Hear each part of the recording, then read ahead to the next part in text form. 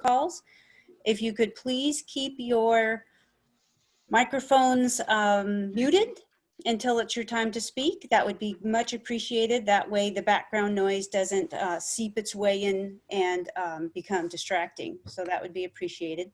If you look at if you haven't used Zoom before, there is a menu at the bottom of your screen, and under the participants tab, you can, if you click that, you will find your name and you can raise your hand on that. You can find your name and you can also see a raised hand, and that will show if you raise your hand, and that will be useful for our moderator, Nikki, who will be able to help us get through our meeting, because things are kind of a little interesting right now on Zoom. So we'll all try to talk a little slower and give everyone a little time to raise their hands and so forth, should you want to talk. So moving on, our next item of business is our roll call. Jill? Director Scobie?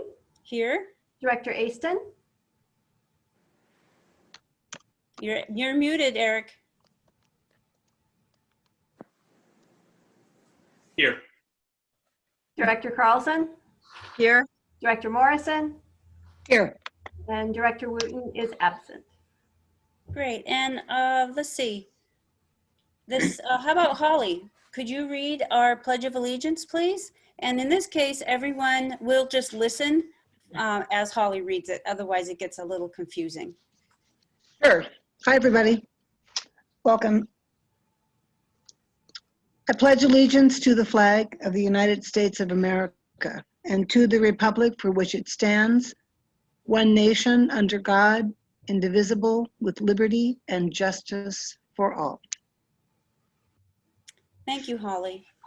Now, those of you who are joining us for the first time, from the board, we all want to welcome you for coming tonight. It is so important for you to join us and provide feedback in your community. So the way we work this is the following: that public testimony will be received on each agenda item as it is called. And I will call those agenda items according to our agenda. And the principal party on each side of an issue is allocated 10 minutes to speak, and individual comments are limited to 3 minutes, except with the consent of the board. Individuals shall be allowed to speak on an item only once. Members of the audience are asked to volunteer their name before addressing the board, and the board reserves the right to waive said rules by majority vote. So I will help guide you and let you know when you have time to speak, and you'll be able to use that little blue hand and raise your hand, and we'll gladly accept your input. Our next item is the adoption of the agenda. And do we have a motion to adopt the agenda? This is Director Carlson. I move to adopt the agenda. Is there a second?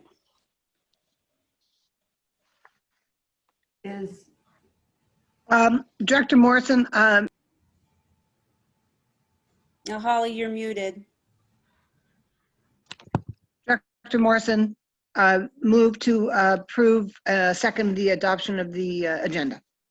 So we have a first and a second. All in favor? Could you do a roll call vote, please, Jill? Yep. Director Scobie? Aye. Director Aston? Aye. Director Carlson? Aye. Director Morrison? Aye. Director Wooten is absent. Great, thank you, everyone. Our agenda has been adopted. And let's see, we're going to move on. Our next item is recognitions and presentations, and I'll turn that over to Jill. So the district has selected a new CCNR officer. We are pleased to present him to the board and to our community this evening. His name is Jim Mogg. I would like to say that there was a pretty lengthy selection process. We involved the chairs of our ARC committee and our CCNR committee in the selection process. There were a couple of candidates who had had, sorry, lost my train of thought, had participated in the selection process. And so he comes to us with great background. And so we're really pleased to have him and welcome him to the district. And he may have a few things to tell you as well. What? Click on Holly.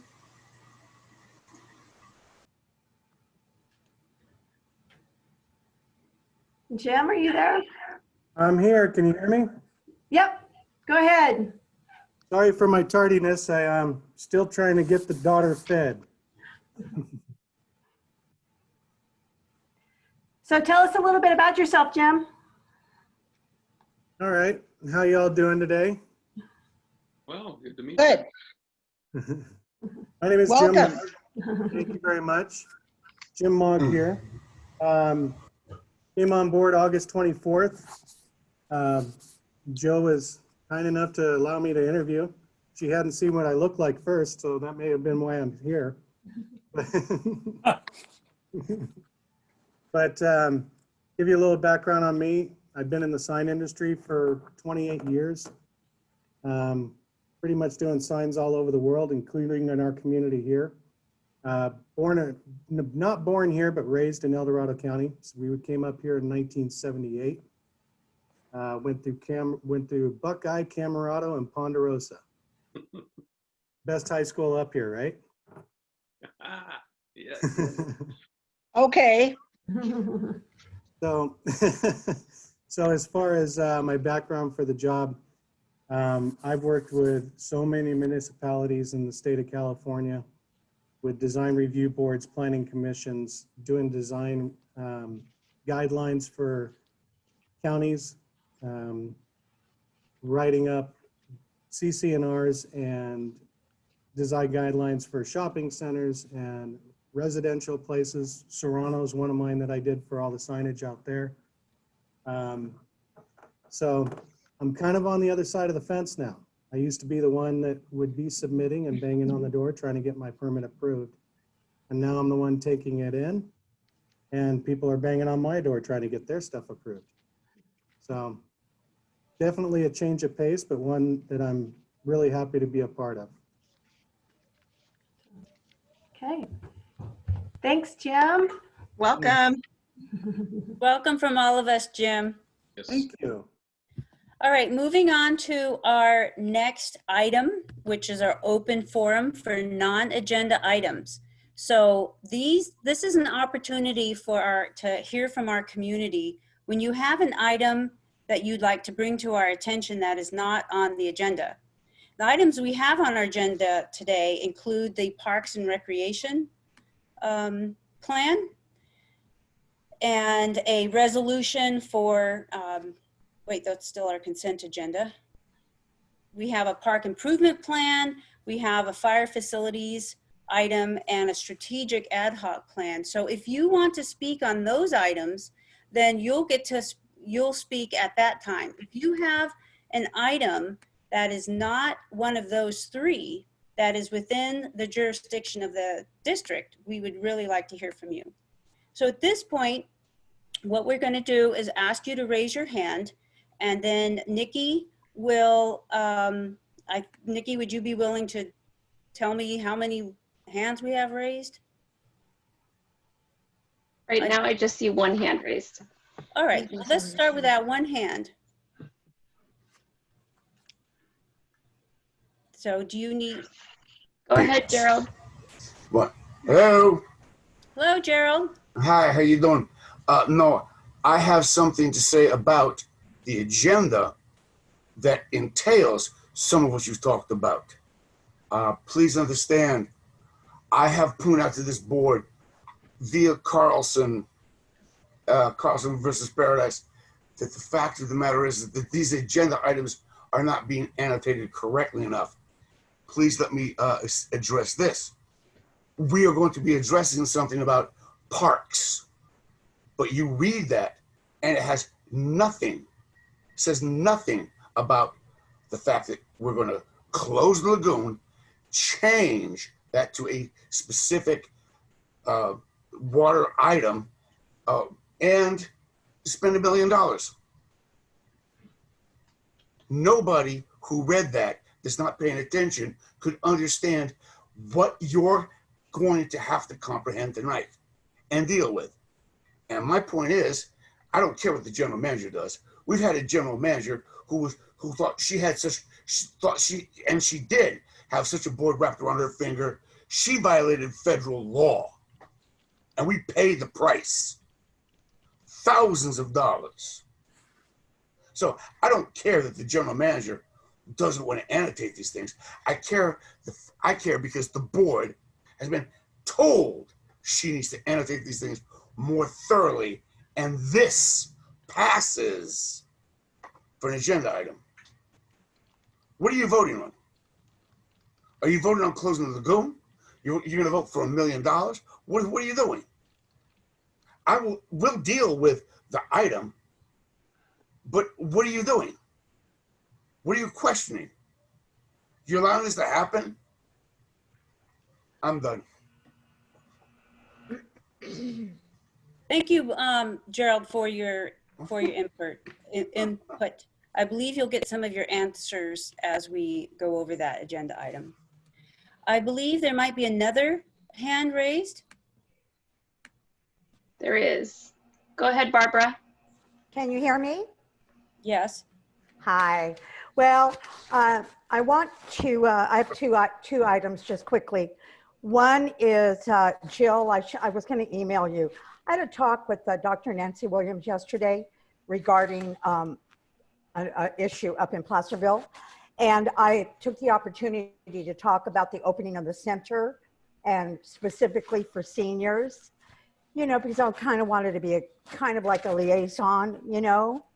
And anyway, she let me know that, you know, they're still waiting for the state to loosen those guidelines. So I just wanted to let you know. Thank you. That I had spoke to her, okay?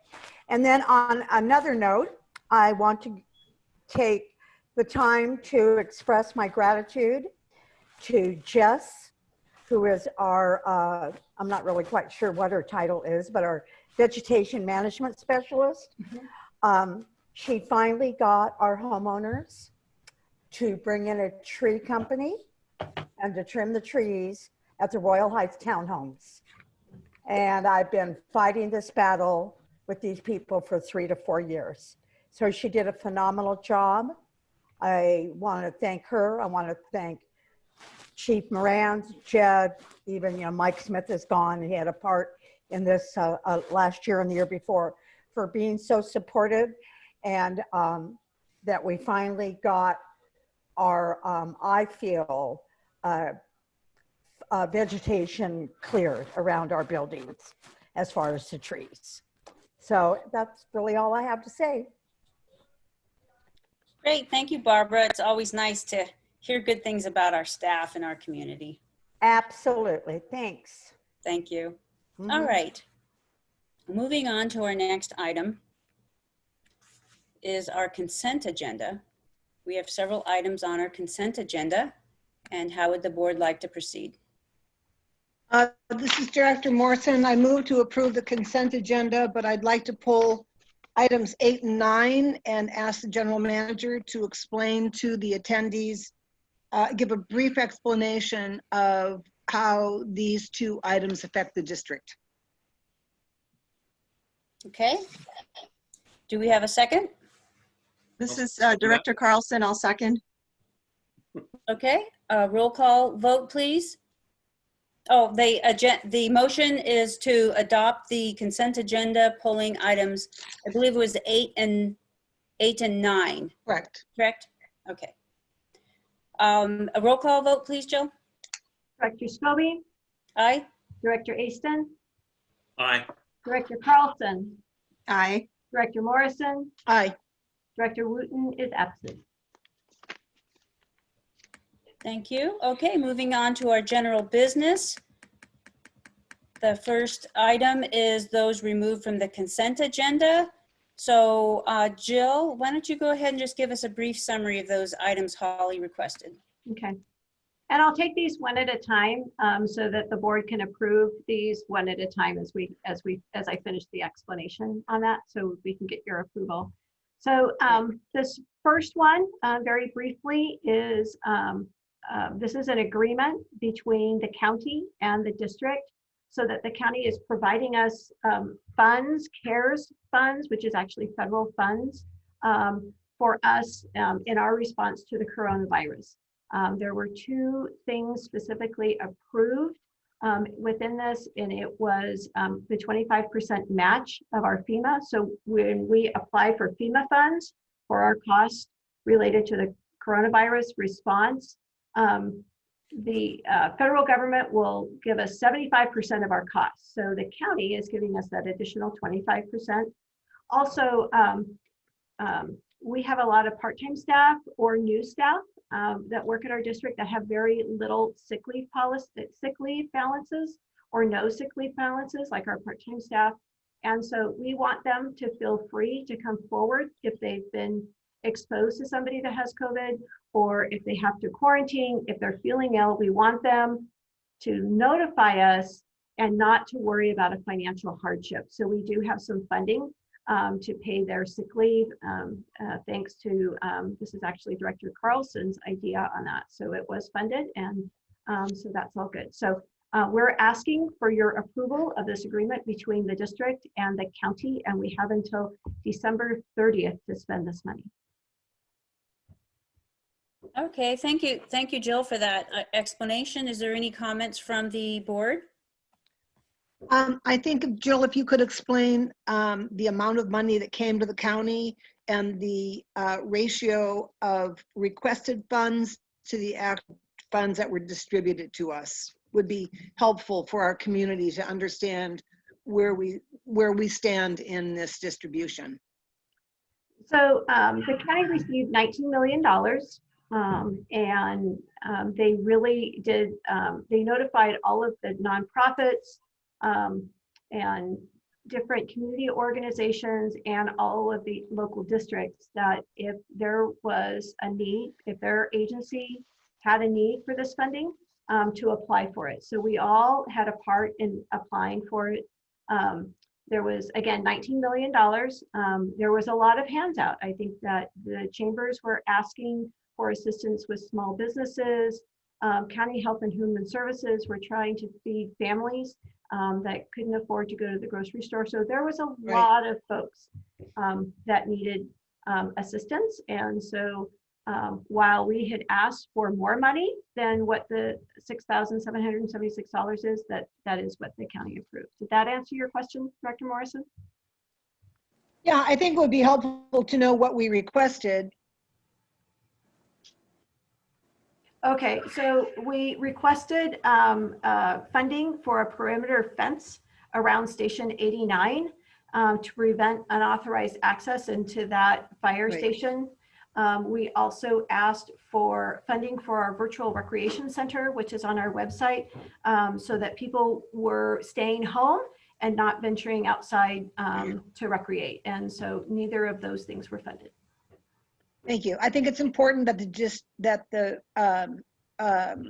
residents of the district understand what you did to try to garner funds to best, provide as much safety as possible to the district and what we were ultimately awarded. So thank you. Mm-hmm. Thank you, Holly. Any other board members like to make a comment before we take it out to the public? Okay, so hearing none, the public is out there, and we are now discussing our item for, it's our 9. Item number 8. Yes. Oh, item 8. We're going to vote on 8. Item 8. Now I was going to read the title to help everyone out here. It is the. Sorry, I thought it was shared. It is shared, but I can't read it. It's too small. Monique, So can I read it for you? Sure. Monique, I can read Go it. ahead. Okay. Item 8, approve resolution 2020 22 for subrecipient agreement for coronavirus relief funds between El Dorado County and Cameron Park Community Services District. Thank you, Felicity. So if there's anyone on this call who would like to make a comment regarding that item, please click that little blue button, raise your hand, and you'll get an opportunity to speak on that item.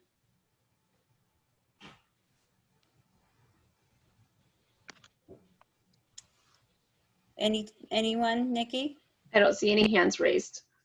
All right, we'll bring it back to the board. And is there a motion? I'll move to approve item 2020-22. Resolution 2020. Resolution 22. 2020-22, which is approving subrecipient agreement for coronavirus relief funds between El Dorado County and Cameron Park Community Services District. This is Director Easton, and I'll second that motion. Okay, we have a first and a second. Could you do a poll vote, please, Jill? Director Scobie, Aye. Director Easton, Aye. Director Carlson, Aye. Director Morrison, Aye. Great. Director Wooten is absent. That's all right.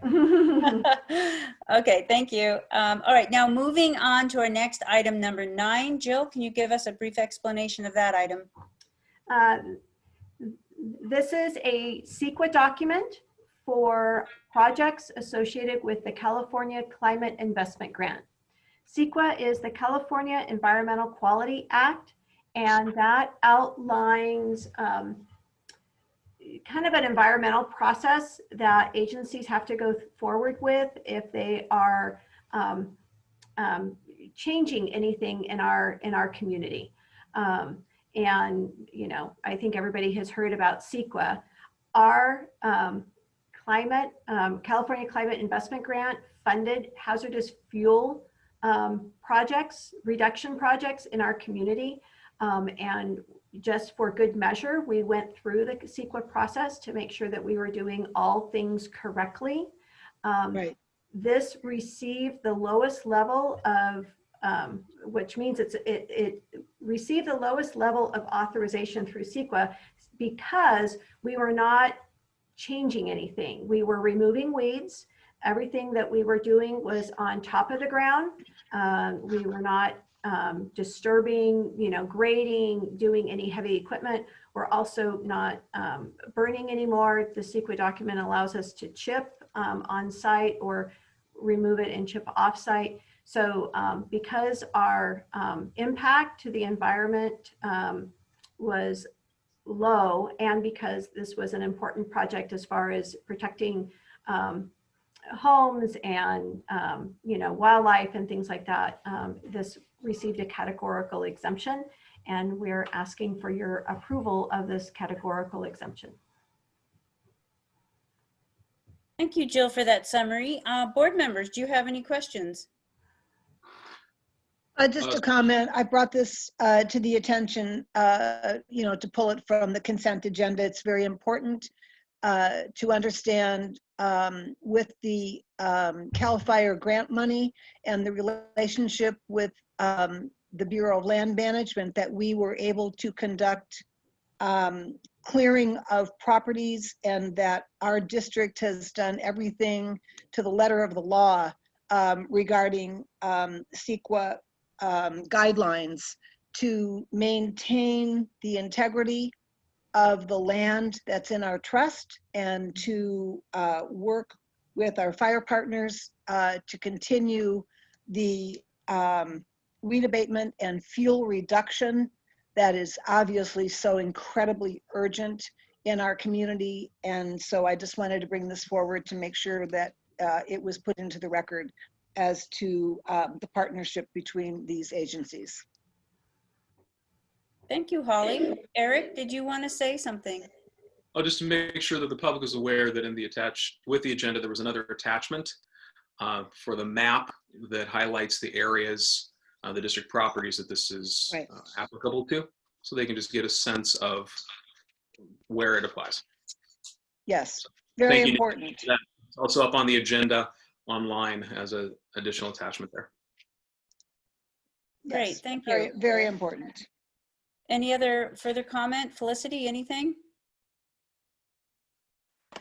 No, Director Morrison, thank you. That was a really nice summary of what's so important here. So thank you. Yes. Okay, so we'll take it out to public comment. Again, this is an item for approving the categorical exemption of hazardous fuel reduction projects. And if anyone in our audience would like to speak on that item, now would be the time, and you can press the little blue hand, and we'd like to hear if you have any comments.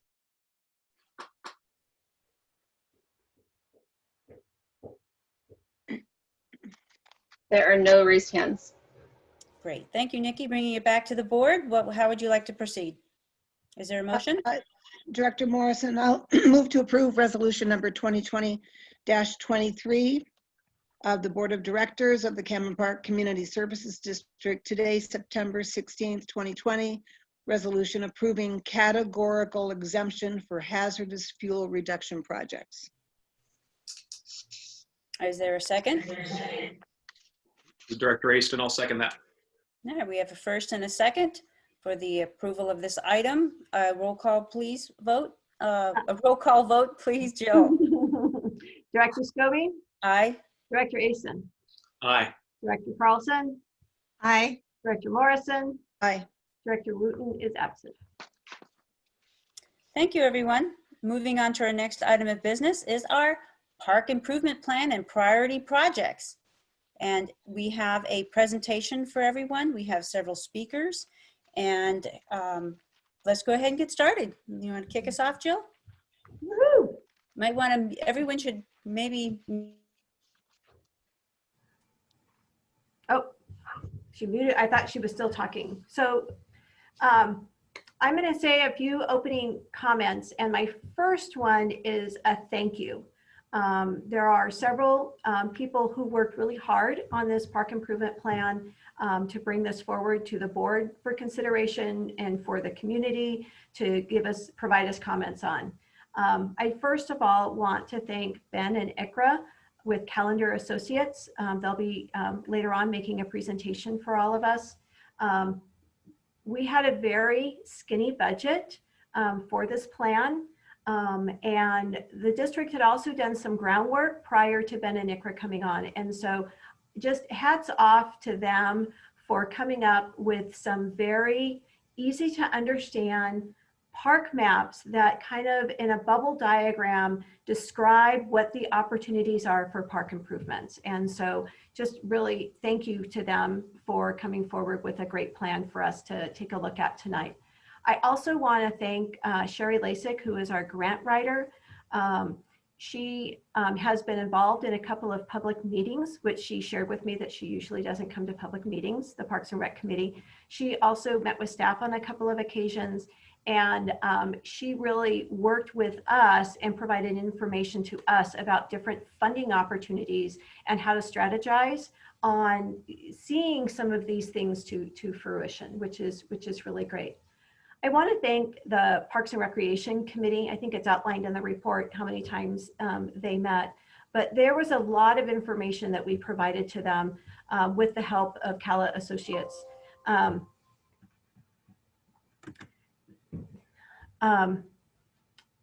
My battery is running low on my computer. Can I have about 2 seconds to plug it in? I really apologize.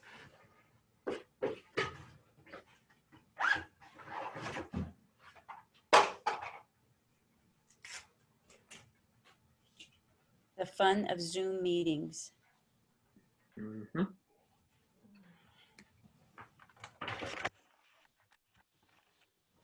At least our sound is better than when we met in an actual room and had sound issues. God, I can't believe I didn't plug in my computer.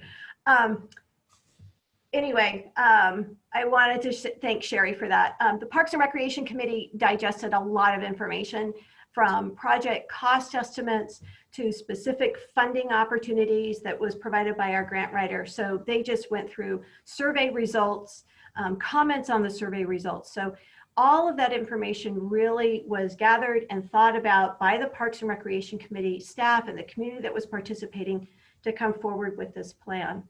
And lastly, I want to thank Mike and Whitney. Mike Grassley was very much a part of this park improvement plan. About a year ago, he and I took a drive around the district specifically to look at all of our parks and that are developed and undeveloped to say, what are the opportunities here? And it was shortly after that that we came and hired Cala Associates after a competitive bid process. And then Whitney also worked very well with ICRA in trying to do the community outreach. During COVID, it's very difficult, but she and ICRA worked really well together to get the survey out, Facebook posts on the website, and really trying to message out to the community. So really wanted to, first of all, thank all of those people who were very important in bringing this plan forward. Okay, give you a little bit of background. The board of directors approved a park and recreation master plan back in 2014.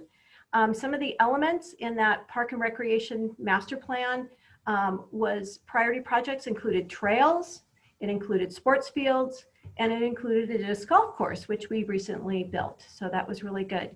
In 2019, the Parks and Recreation Committee, which at that time was Monique Scobie and Holly Morrison, they developed a community needs and park needs. We went through a process to identify what things our community needed in parks and what are some of the unmet needs in the community. We came up with this ranking criteria where the priorities were. And so that provided the base work to our 2020 bringing Calendar and Associates on. And these two documents kind of served as the basis for one of the first basis for coming forward with this park improvement plan. The reason that this park improvement plan is important to the district is that for the past 10 years or more, the district has been dedicated land or been paying, there are fees paid by developers. So our district has what is called park development impact fees. And whenever a new residential development comes into Cameron Park, developers either provide land or they dedicate fees to the district to expand park services. And the reason that we need to expand park services is because our population has grown. We have undeveloped park sites, and we have about $1 million that is unspent from the park development fees. So we have money dedicated for this purpose. Also, just last year, voters passed a statewide initiative, Proposition 68, which also dedicates funds to the district. Based on our population, it's not competitive. We receive an allocation from Proposition 68. And so we have in excess of $1 million to spend on expanding park services, and that's really exciting. And so we just need to decide where best to spend it and how best to use this money. So that's what tonight's program is about. So with that, I'm going to turn it over to Felicity, who is our Parks and Recreation Committee. And then from there, it's going to go to Ben and Ikra. So you ready? Yeah, thank you. Okay, so yes, I'm Felicity Carlson, and I'm on the Cameron Park Community Services District Board of Directors, and I'm fortunate enough to be on the Parks and Recreation, I think it's a subcommittee, along with Ellie Wooten, who unfortunately is not able to make this meeting tonight. But we have met several times this year, all in public meetings. And I hope that folks know that our next public meeting for Parks and Recreation, unless it's changed, is going to be on October 5th at 6:30 p.m. And the agenda for that will be on CameronPark.org under agendas. And at these public meetings, we have been able to, thanks to the hard work of staff and the planners, we've been able to look at costs for specific projects. We've been able to look at the survey results from the survey that went out to the community and read the comments. We've been able to weigh these into this proposed plan. And I just want to make clear, this is a proposed plan.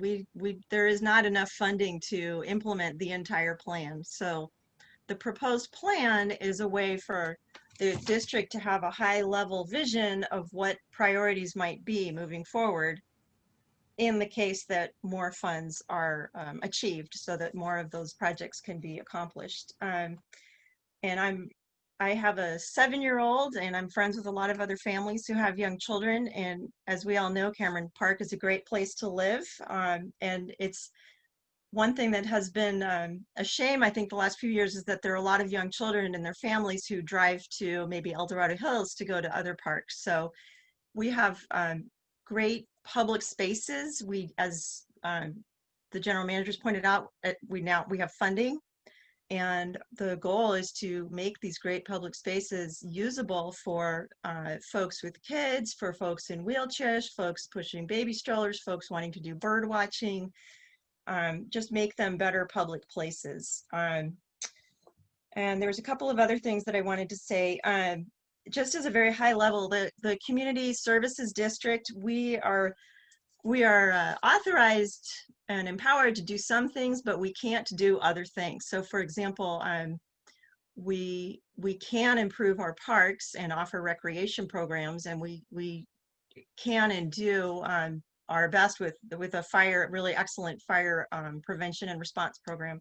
But we are not responsible for example, roads and improving roads. And a lot of what I've heard from residents is that they want better bike trails and along the roads, but that's the county's area of authority, and one day maybe they'll have funding. So and I also want to say that this funding that the general manager has been talking about,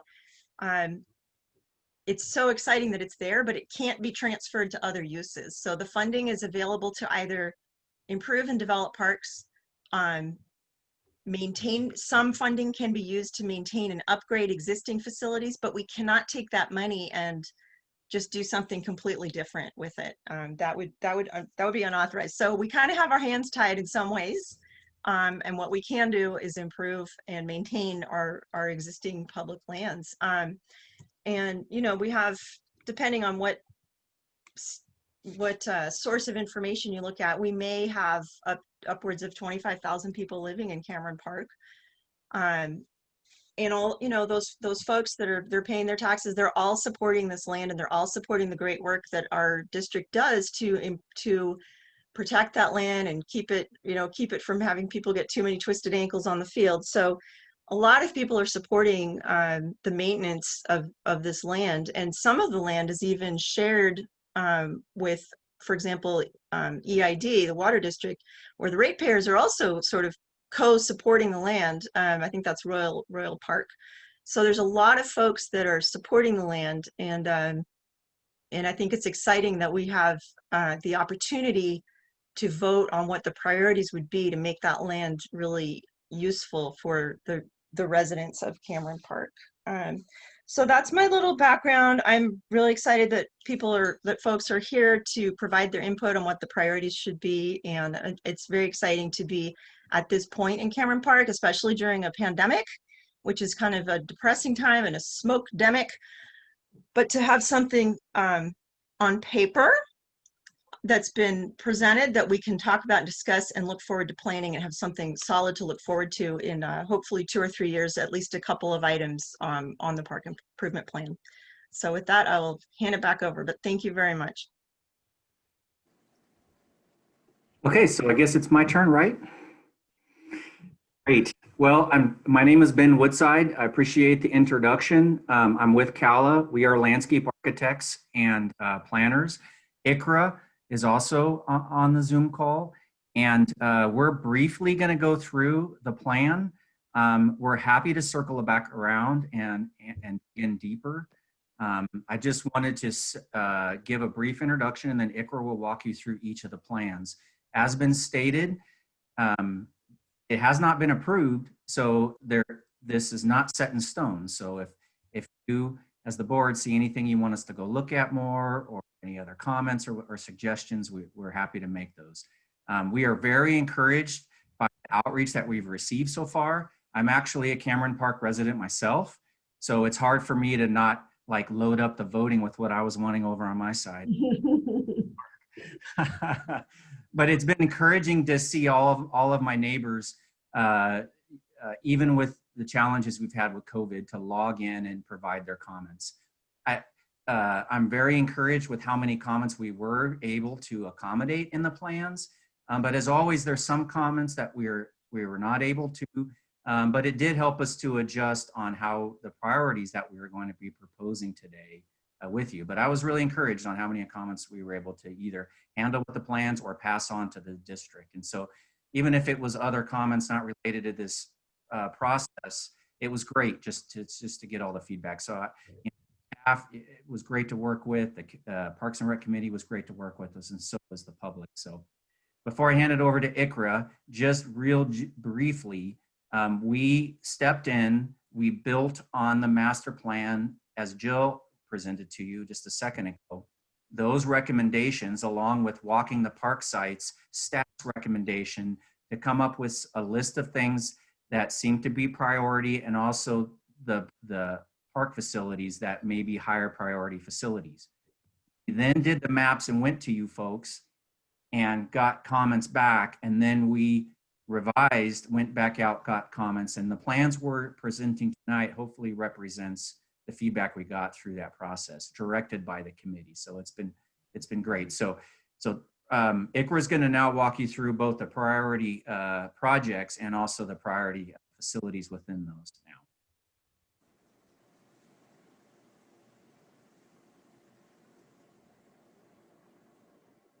Thanks, Ben. So my name is Ikra, and I also work with Kala, and so we're just really excited to be here and really discuss these plans we're showing. So we looked at a total of 8 facilities. As Ben mentioned, we visited all of the parks and with staff, and then we met with the Parks and Recreation Committee and also did some online outreach, and really honed in on the improvements that we're showing here. So Cameron Park Lake is the first park we're going to discuss, and what's really great about Cameron Park Lake is it's a heavily used facility, and in the online survey process, it's the one that received the most feedback and the most responses. So as you can see, there's a lot of work that we're showing, a lot of improvements. It is an old park site, and we're showing a lot of improvements in regards to improving ADA, access, and so forth. But along with all the improvements that we're showing, we really want to focus on the lagoon area. So the existing lagoon has been closed, and what we're doing here is we're showing preserving a portion of that and then improving the remainder by adding a splash pad water play area, along with supporting features including seating, shade, and outdoor classroom opportunities. So really looking at that space and seeing how we can help improve it there. So that's kind of the main focus there. So as Felicity mentioned, depending on funding, on how much funding becomes available, we can then go in and hopefully do the remainder of the improvements. But as of now, the main focus for Cameron Park Lake, the priority is addressing the lagoon area. So can we go to the next slide? The next park that we looked at is Rasmussen Park. And so Rasmussen Park, similar to Cameron Park in the sense that it's a really heavily used facility, primarily for its sports fields.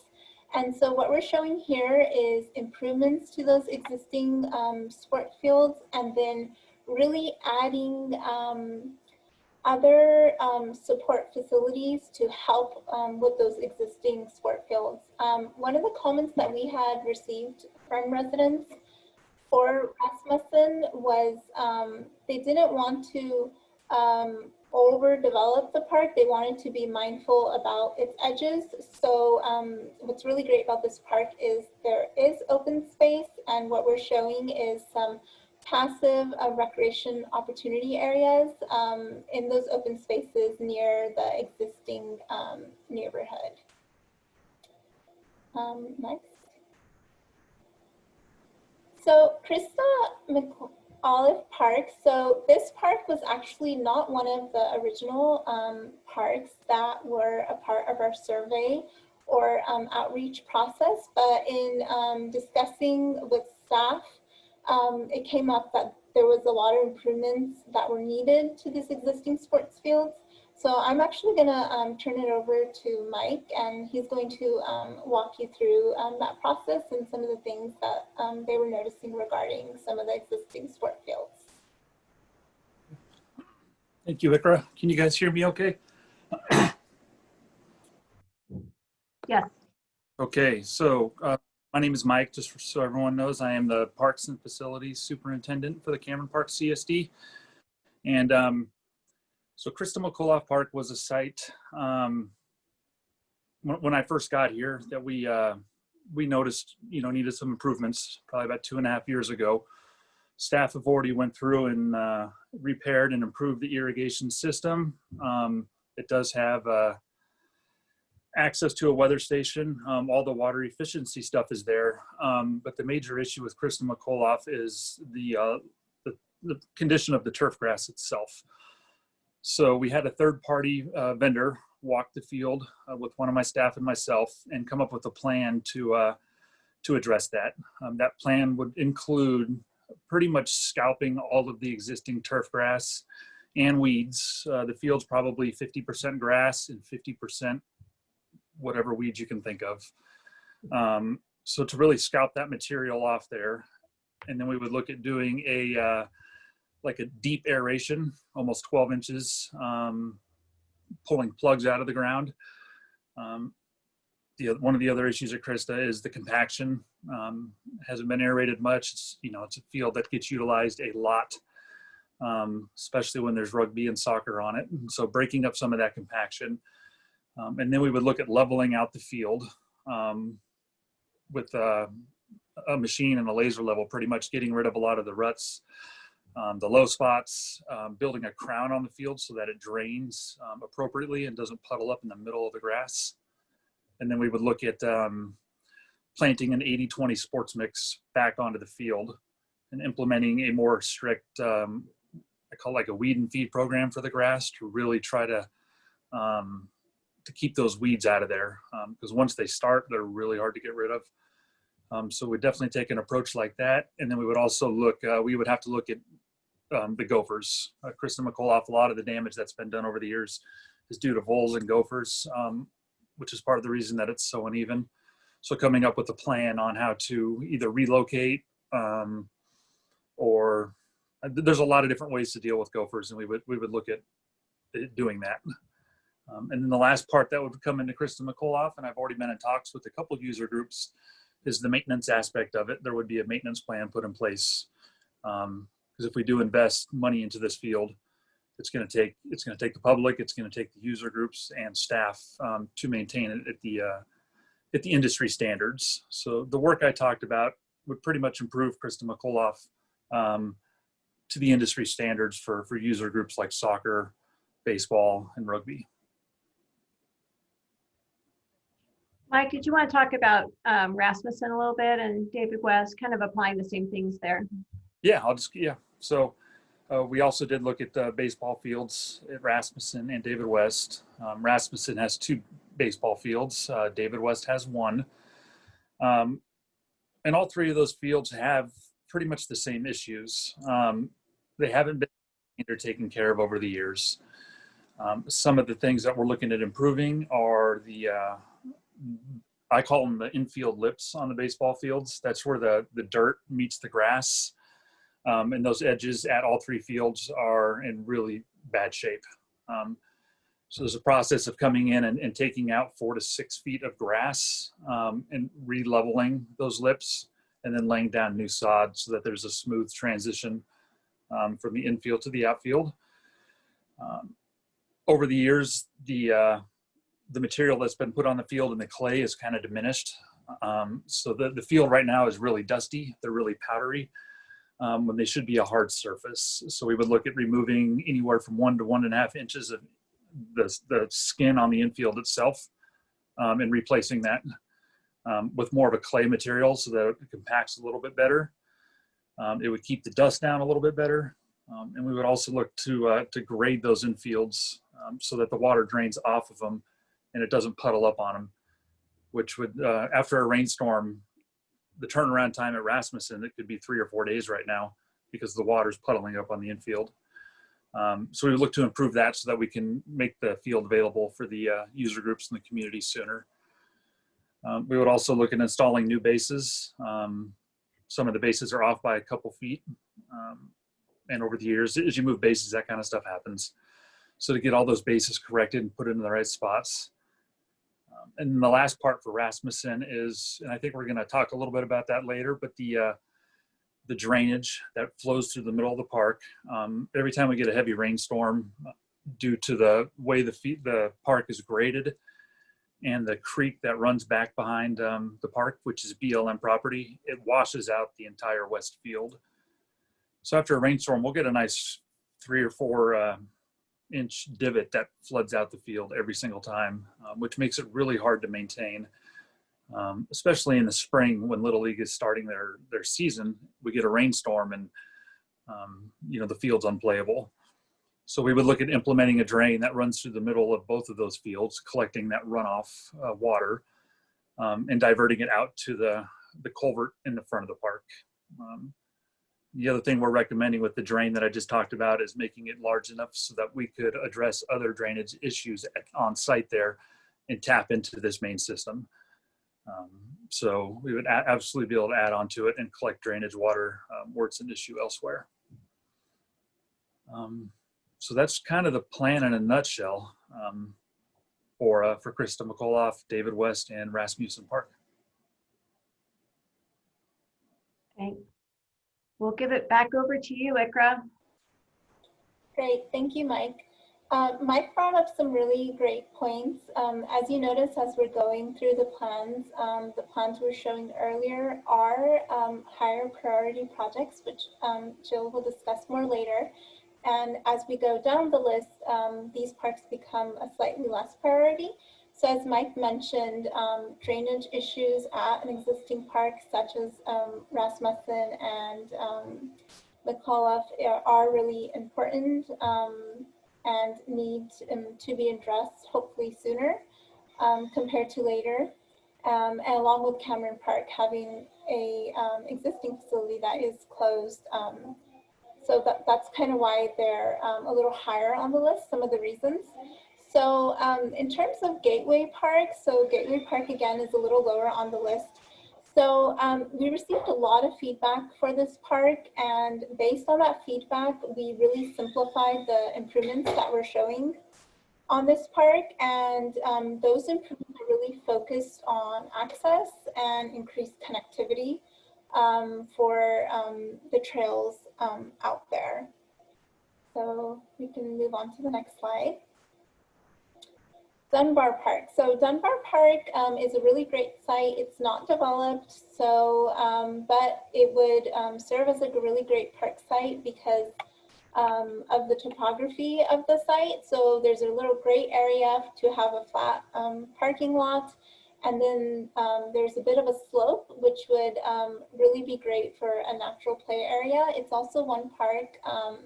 In the survey that we did, we got a lot of great feedback regarding the improvements that we were proposing here. It seems that everyone's really excited to have this really become something. Next. David West Park. So starting with this park, compared to the other parks, this park is not as much of a priority. Although Mike mentioned that there's improvements that need to take place for the existing field, what makes this project not as much of a priority project is that we're showing kind of improvements to both sides of the existing sports fields. But the thing about this site is one of the portions that we're showing to the east of that existing sports field, so the youth soccer fields, we're showing that along with a picnic and play area potentially. This property actually belongs to the fire district. So with this project, it's a little more complicated. There's other things that need to be worked out, which include the property, and with funds being limited, this part comes a little lower on the list. Towards the other side of the park, we are showing some more active recreation opportunities, including potentially a BMX course. So it's still a really great park, and we're showing some really different uses there. So that is David West Park, and we can go to the next slide. Royal Oaks. So Royal Oaks, what we're showing is kind of improving what's already out there, paving the existing trails, you know, really improving the parking lot so it's ADA accessible. The reason Royal Oaks is a little lower on this list is it is already operating as it is, and it's doing fairly well. We also had a lot of input from the neighbors, and they really wanted minimal improvements here, and that is why we're showing the few improvements that we are showing. So we can go to the next slide. Sandpiper Park. So Sandpiper Park was one of the original 8 facilities that we looked at, and this is a site that we do not recommend for park development, and the main reasoning behind that is there's a large access issue. The site is difficult to access in terms of pedestrian crossing or even vehicle access, and because of the topography and the way the site is laid out, it's not really ideal or recommended for park development. So we do suggest that not be developed as a park, and so that one was removed from our online outreach for that reason. And I believe that's the last of all the facilities that we looked at for the park improvements. So I think we can turn it over to you, Jill. Okay, Nikki, let's go to the next. There we go. So we talked to the Parks and Recreation Committee about some big picture strategies to help guide staff in these next steps. You know, certainly the district could take the funding that we currently have and go ahead and initiate these projects right away. But because there is competitive grant money out there for park improvements, and because we have a grant writer who is encouraging us that these projects are, you know, there's a good chance that these projects will be awarded grant money. We would like to take some time to apply for competitive grants and using our existing funds to kind of leverage it. So we would match, if it's a 50-50 grant, we could go out after a pot of money for an improvement, and then use half of it with this competitive grant and half with our existing funds, and we would basically double the existing funds that we have. Take our $1 million and make it into $2 million. We would like to encourage improvements throughout our park system. I think that Cameron Park Lake is a well-loved place, and that's great. But it would be nice to have improvements in other areas of our park so that it becomes walkable and it's close to others that are maybe not served by a park in their neighborhood, and just kind of spread people out a little bit more. I'm encouraging us and the board to go kind of one project at a time. We are a small district. There is a small staff here. And so for us to be successful, I think, you know, moving up one project at a time would probably be best for us to manage our workload. The Parks and Recreation Committee and staff considered future maintenance and operations costs when we were making these recommendations. And we also considered the potential impacts to neighborhoods. And next slide. This is the current available funding that we have that I talked about in the beginning of our presentation. You can see the park development impact fees at $860,000, and our allocation from Proposition 68 is $178,000. And next slide. And these are some of the other competitive grants that we would be eligible to apply for. After we get some direction from the board, you know, we can start working on some things. So there are plenty of competitive grants out there. So, and next slide. I think we're going to turn it over to Mike to talk about our priority list. Yeah, so as a committee, with the work of the committee and public outreach, we came up with a priority project list of things that we feel like, you know, kind of rose to the top of the others. So the first one would be Cameron Park Lake. And like Ikra said, it's mainly focusing on the lagoon area. We're looking at improvements like a splash pad, an outdoor water park, something along those lines.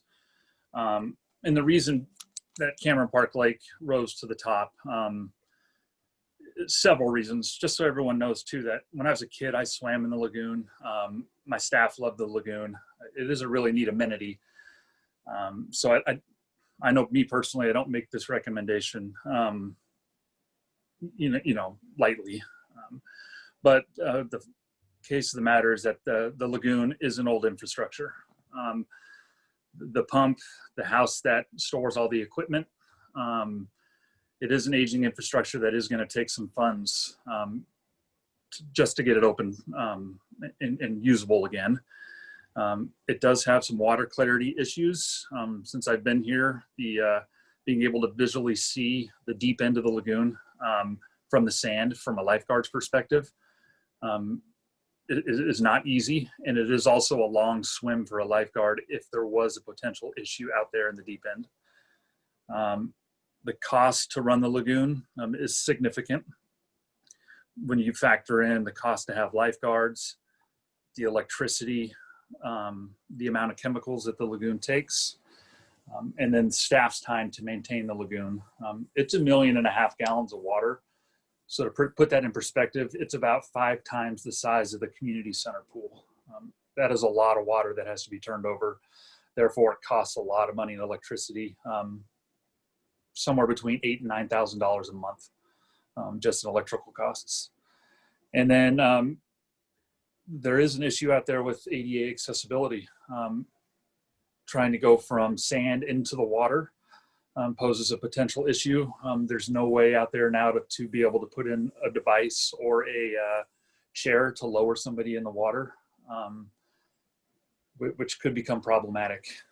So for those reasons, and those were the main reasons why Cameron Park Lake and dealing with the lagoon rose to the top of the list. The second priority is Rasmussen Park.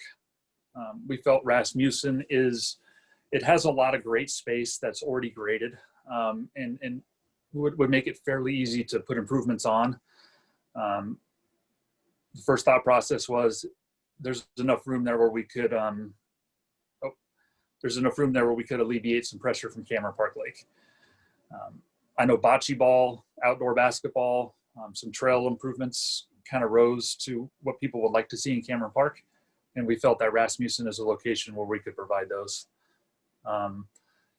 We wouldn't have to expand a lot of the utilities like water and electricity. But if we did, Rasmussen is run on a well, which is a nice savings for the district. And then the sports field renovations, we tied into Rasmussen Park too, for the reasons that I talked about earlier. And then I can reiterate on the drainage again, that there are more areas than just the sports field that I talked about where we would have to tie in existing drainage. The back part of that park, those of you that don't know Rasmussen, there's a decomposed granite trail that borders the park that's heavily used. But when it rains, we get a lot of water that runs off from the BLM property and it washes out our trail. So there would be more drainage improvements or potential permanent trail, concrete, asphalt, something along those lines in certain areas to hold that together. Okay, the next one that we came up with was Krista McCullough Park, which is the sports field renovation, which I touched on briefly. So I will move on to number 4, which is Gateway Park. So Gateway Park, at the beginning of this, we were looking at how can we take So if you've been to Gateway, there's a nice open field in the front, and we were thinking, what can we do with that field to improve it? But after talking to some of the community and just simply adding some picnic benches and barbecues, it's a pretty active use area, as it is. So there is some promptu trails out there that people have just kind of created to walk through Gateway Park. If you haven't been down the backside, it's a pretty neat little area back there. So we felt like Gateway Park would be an opportunity to improve some trails, especially since Cameron Park doesn't have a lot of areas to walk and do outdoor exercise other than Cameron Park Lake and Rasmussen, which is why Gateway popped up on the list for number 4. And then our 5th area was Dunbar Park, which we saw the map Ikra showed us earlier. For those of you that don't know where Dunbar is right behind the Rite Aid off of Green Valley Road in Starbuck. It's a 1-acre parcel. It has a lot of beautiful oak trees, and it also has terrain that would make for a really unique park site. We recommended putting a park in there that would not require water or minimal electricity, which would help keep the costs down. But Dunbar Park is in an area of the community that is underserved.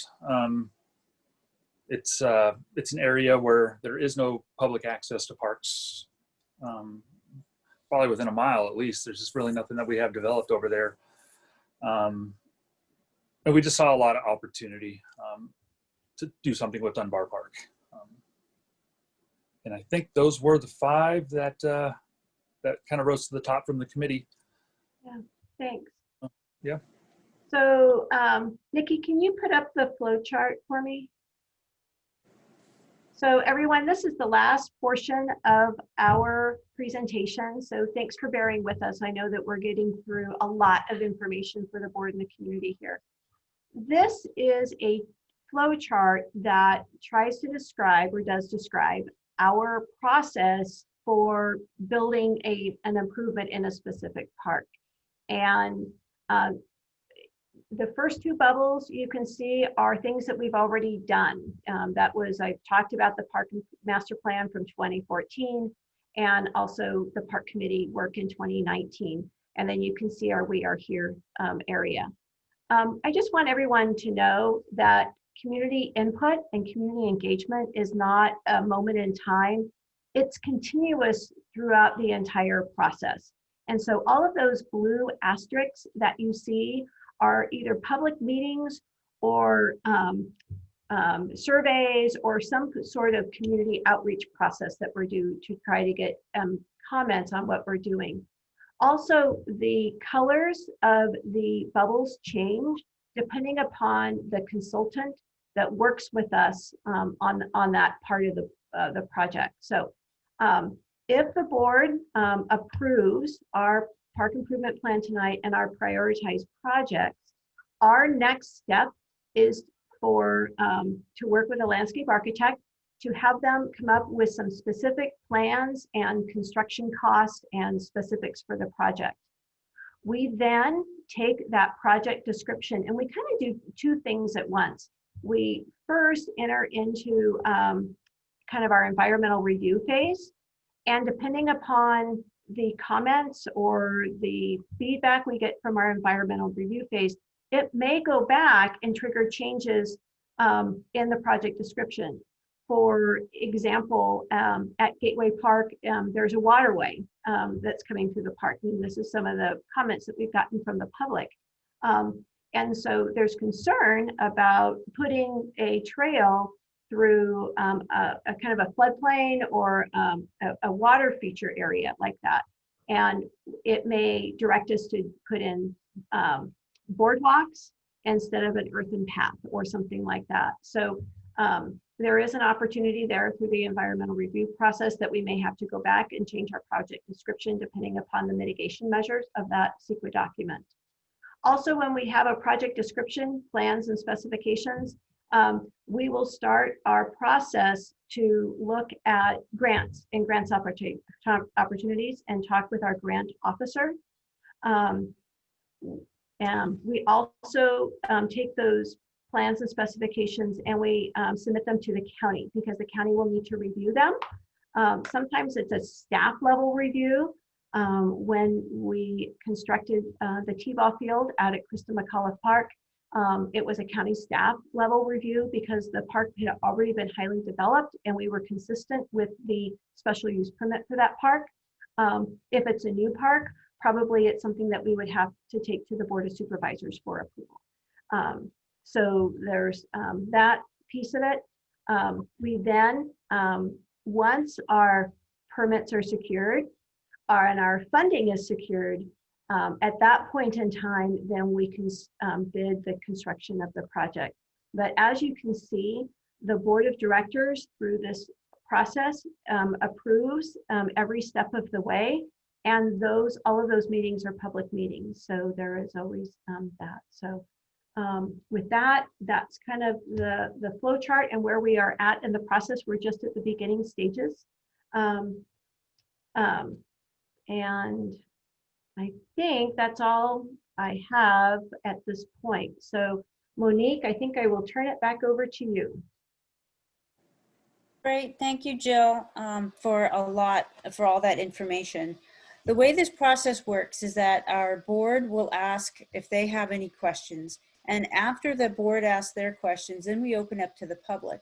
And at this point we have, and at that point, our community members will be able to address the board and they'd each have 3 minutes. So at this point in time, we would like to hear from our fellow board members if they have any questions. Why don't we go ahead and start with Eric? No, let's start with, go Eric. I have a question. Might be more Mike and Jill, I'm not sure. But Mike, you mentioned the runoff from the BLM land over on Rasmussen. I'm wondering if there's been any discussion about any recourse we have with BLM, because if it's damaging our property, I would think there'd need to be some kind of mitigation, the same as it would be if it were in a kind of a private resident. There would need to be some kind of mitigation to that where they could come in and help grade that, redirect flow that would potentially offset some of the costs we'd have to do because it's coming from there. Yeah, so I go ahead and start, Jill.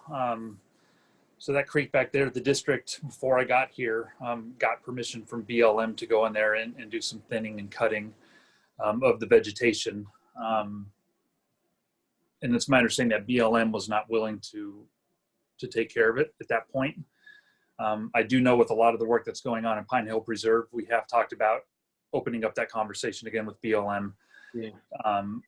Part of the problem is that the depth of that creek, it's just a really shallow creek and it takes some water. There's a couple of retention ponds that come down off of the hill behind the park there. Mm-hmm. So yeah, long story short, we have talked about it for sure. And it is something that we plan on addressing as we move through this process and work with the county as well to get permits and kind of, resurvey some things out there. A lot of the other water that comes from Rasmussen is the fact that the well that's out there is less than 30 feet deep. So it is, it's in a water, plane, I guess, so to say. So it doesn't hold a lot of water before it just saturates. So, I mean, those are both issues, but we have talked about it for sure. Okay. Mike, it's Director Morrison. Can I ask you, so we know the creek at the back of Rasmussen. Do they also manage the land directly behind it, or is it just the creek? It's my understanding that is all BLM land, Bureau of Land Management. So it's not all BLM land to the right of the property line of Rasmussen, to the left side. That is private property. So that's, and I've been on the board long enough to know that we have had conversations with the BLM about managing that overflow, cleaning out that creek. It causes massive destruction of erosion in the back part to the walking trail. Any of you who've lived here long enough and have walked back there. So I'd like to be able to continue. I think we have an excellent relationship with the BLM at this point. So Oh, perfect. Yeah, and that's, like I said, part of our conversation was, I know CAL FIRE and all the work they've done at the Pine Hill Reserve, that relationship has seemed to be going in the right direction. So I think we can piggyback off that and have a discussion with them for sure. Okay. Okay. This No is question. City. Do you have any questions? I have a question. So this is to the general manager. Did the district look into the possibility of selling any of this parkland? I know that Dunbar Park, when I first came on the board, we had multiple conversations about trying to sell that acre because it sits on the street and it is in a residential area. So I'm just wondering if any of those, if that came up in conversation. So we did assess or at least consider past actions by the district as far as surplus properties go. And we looked specifically at Sandpiper and also Dunbar. Sandpiper, just due to topography and that busy road that it's on, it's really, the cost benefit is not there. You would put 9/10 of your, 8/10 of your money into just simply grading the property, which really doesn't make sense. And it's not big enough to really do anything once you get it graded out. Dunbar Park actually has an opportunity to be a really great, unique park. The oak tree canopy in there is very thick, so that, and the topography of the park site allows kids to be at a level where they're kind of in the tree canopy, which doesn't always happen. It's really nice. And so we see that as a kind of a, like Mike said, low maintenance. So kind of a trail exploration, fun area for kids and families. You could do some fitness equipment in there while the kids are running around in between the trees or something like that. So we felt that that lended itself to a great park opportunity. And then my other comment is my concern about Dave West not being in the top priority stack. I think that is, as is Dunbar Park. I think Dave West Park is an underutilized piece of property. I understand the relationship we have with the fire district owning that, but I'd really like to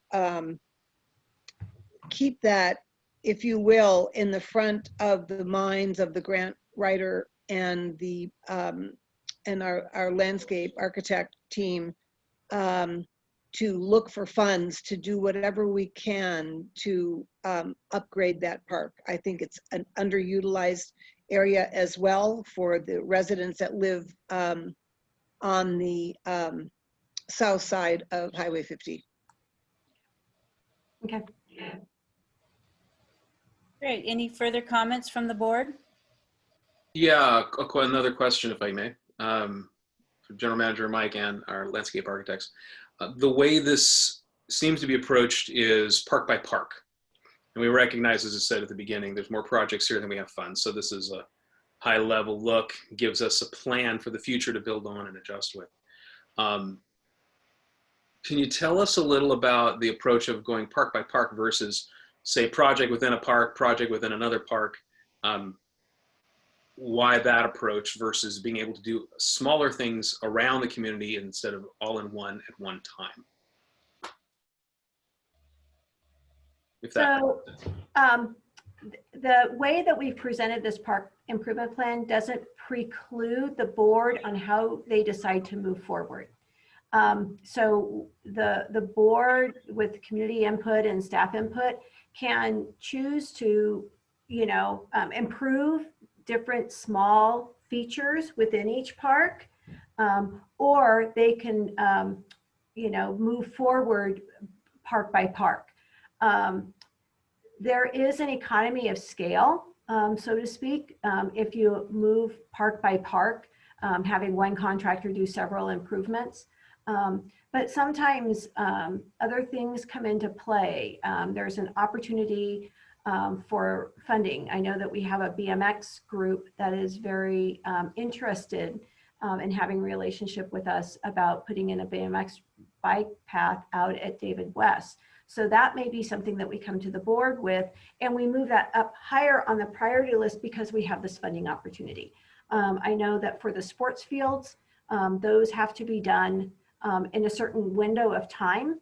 And so if there's funding available, that may get moved up higher on the priority list due to seasonality. So once these plans are approved, staff with the input of the Parks and Recreation Committee will come forward to the board to decide how to move forward with these different elements. But I do think it's important that you give staff direction on specifically on where your priorities are so that we're moving in the interest of the board and we're not bringing things to you that you're not interested in doing. So, you know, some feedback on those priorities is going to be important for us. So did I answer your question? Yes, yes, you did. Okay. Thank you very much. This is Ben. Can I add just a couple things to what Jill says? Another way to describe what she's saying is whenever you're doing maintenance projects, it's much simpler to also get through the planning and approval process. Whenever you're starting to do new types of improvements, you add a lot of soft costs to the project. So like any one of these projects, one of the first things we would have to do if it was new is just go in and do a survey. And even just a simple survey these days is 20 grand. So if you start doing, you're trying to survey 5 different parks, you start blowing a lot of money on your, what we call, the term is soft costs. And so by pooling everything into one facility, your soft cost is maximized to then keep as much of your capital money to build the improvements. So that's, when you ask the question, is there any advantage with spreading it apart? When you're doing maintenance or replacement projects, that's one thing. But if you're starting to do some of the new stuff, like speaking like Cameron Park Lake, the whole county approval process, the whole process for the consultants to put the plans together, you just get more bang on your buck if you focus your efforts on there, and it leaves more money to build something. Now, if you get a big grant and it's a big dollar value, then it doesn't matter. If we were looking at like how best to spend that first $1 million, that's one way to look at it. And that's just one option of why you would do that versus the other. Hope that helps. That does. Thank you. I have a handful of questions. My first question is, if we're going to be improving the field at Krista, we have had events out there at Krista where we've had cars parked out there or concerts and so forth. Would those activities still go on after we put these improvements into the field? That's a great question, and that's something that I've actually will be part of, like the maintenance and ongoing maintenance of the field. My recommendation is the park superintendent would definitely, I wasn't a big fan from driving on the field from day one, but with the condition of the field now, it's kind of beyond repair. If we were to invest, you know, a pretty good amount of money into repairing the field, I would think that we would have to put some of those limitations in place. Like, for instance, trucks and tunes, to keep the trucks on the asphalt, not on the grass. Okay. And then it's called out in the park plan about Sandpiper being, you know, non-developable. And we do have one other park in our community, Knollwood Park, that, you know, I've also heard we can't really develop that. And so I was just curious why that was not included in the plan, where, you know, Sandpiper was. Yeah, I think originally, and you guys can correct me if I'm wrong, but Sandpiper was one where we wanted to take a look at with Ben and Ikra to see if there was an opportunity to develop that site to where we already knew that Knollwood was kind of a dead end. So we never even took a look at it. Okay, so it seems like if we've identified that property as just a liability, we might want to see if there's any way to make it not a liability. Yeah. Okay, the other question at Krista, you were talking about scraping the existing field and putting a crown on it. Would that damage any of the existing irrigation that would incur extra fees? Nope. No, we would flag all the sprinkler heads, and so when they come in with their machinery to take the grass out, everything would be identified and flagged. So there'd be no issue with all the work that we've already done out there.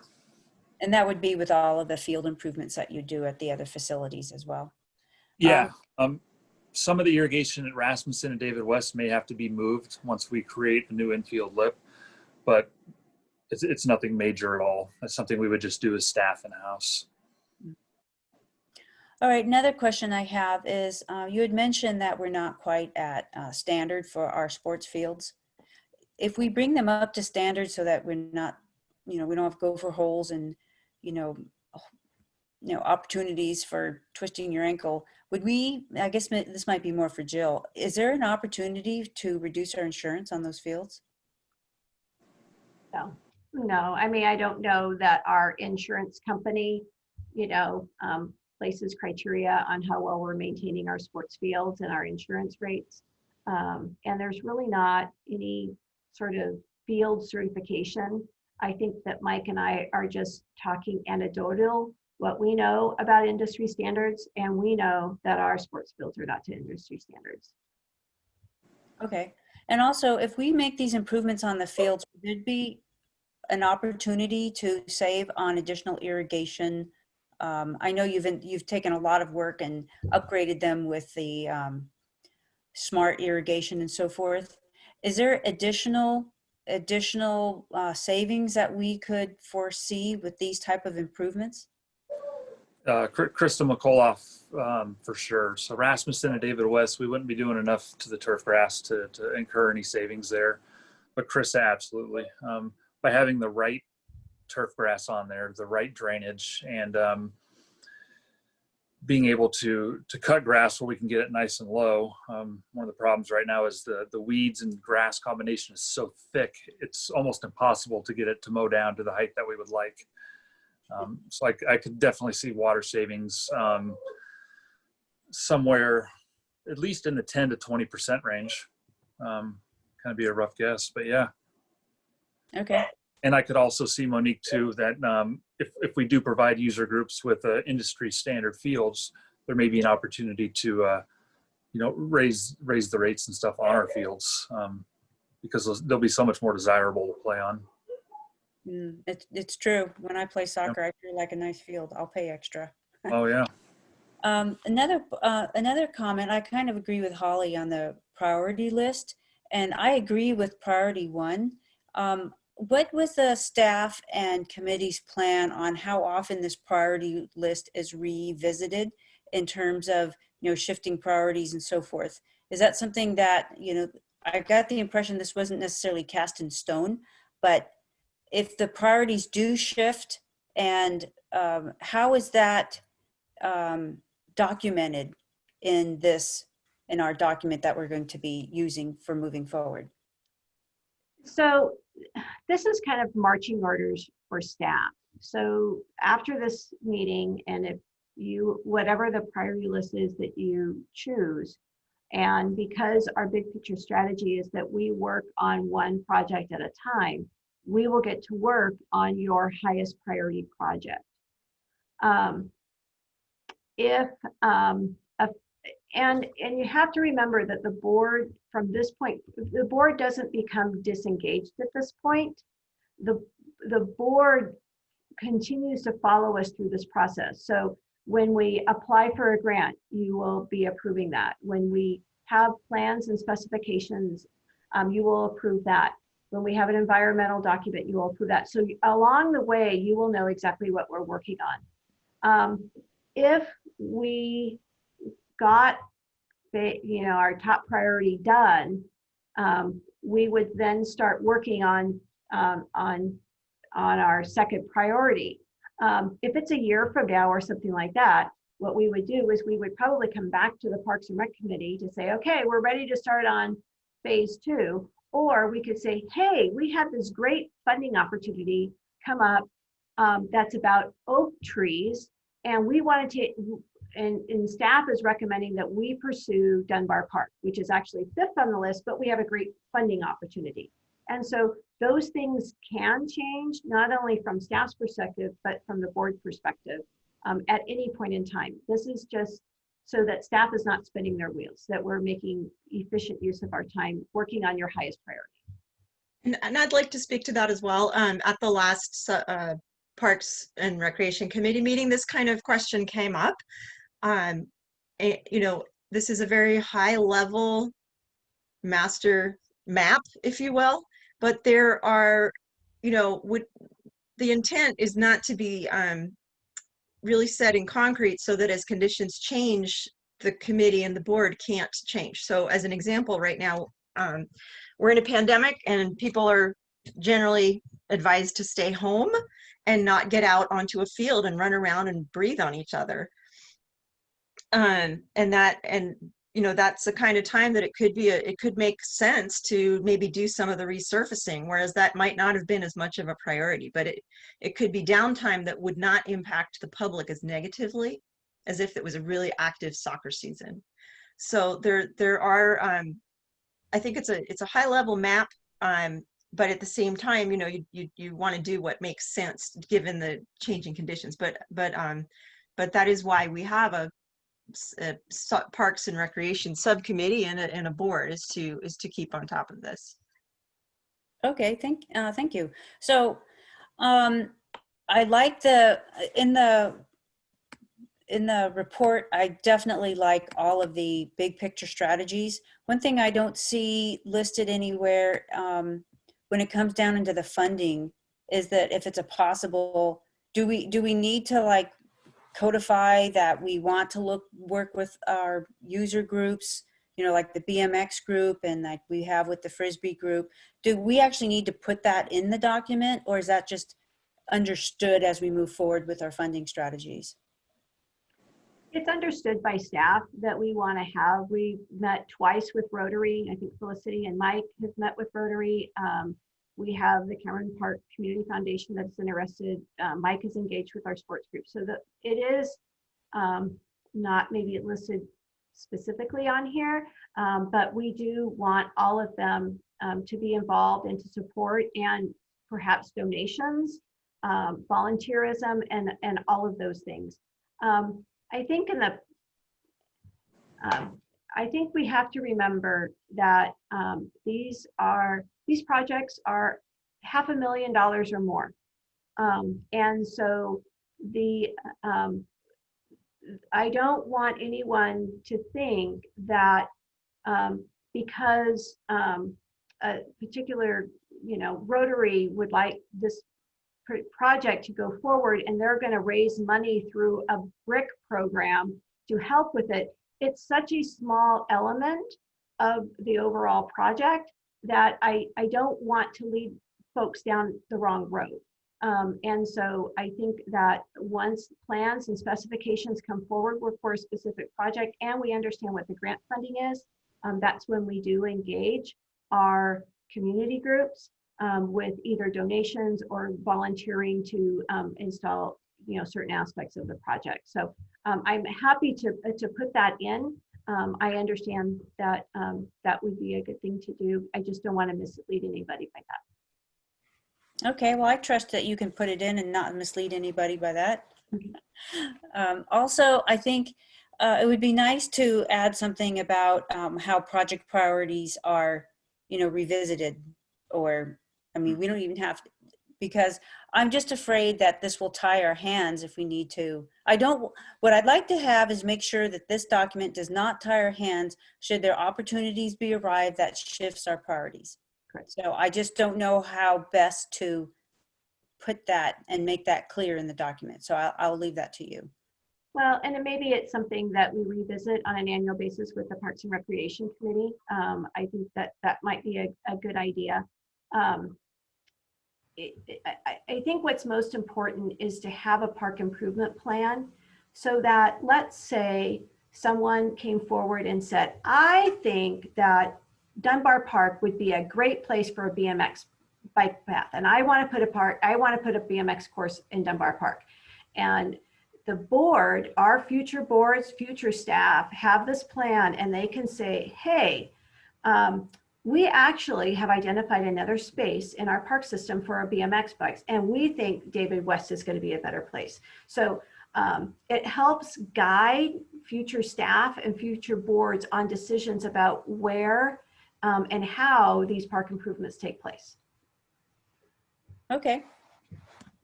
Without tying them to that specifically, because as we've heard, there is flexibility. Right. The Right. board can change. I mean, the board can take and change this in the future, but not one, I think what it does is it prevents pet projects. So if somebody has a pet project, you know, you've got, this is a document that is embraced by the board. And so it would take board consideration to change it. Yeah, and here's the accompanying documentation as to why we chose David West to have the BMX. Mhm. Right. Okay. I think along with Monique, if there's some way in there, I trust the Parks and Rec Committee and seeking public input and all that. It would be nice to have that come to the board, like you said, at least annually, even if it's just a report out from the committee saying, Yeah. here's where we're at with it. We're thinking of making this adjustment just to get the full board's blessing or input, because as you said, General Manager, things do change from year to year, seasonalities. So even if it's just a report in, I'd love to see that.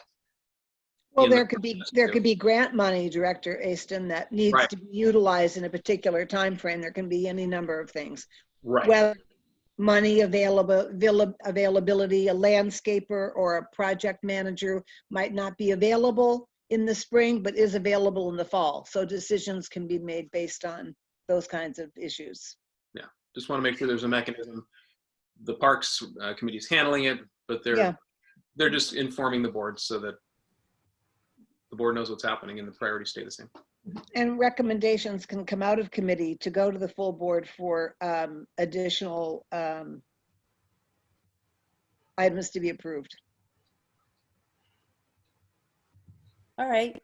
Well, without any further, if there's no further discussion by the board, we'd love to hear from our. Sorry, Monique, I have one comment. I apologize. Thank you. I know I already made comments in the beginning. I just want to circle back on the questions about Sandpiper, which is undevelopable.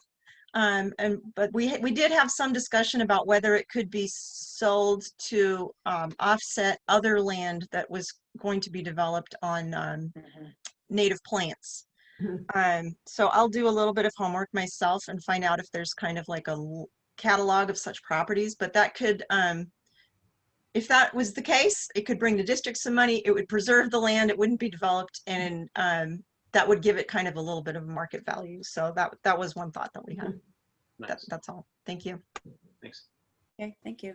All right, so just to review, we want, if we're opening it up to the public now, board, you guys ready?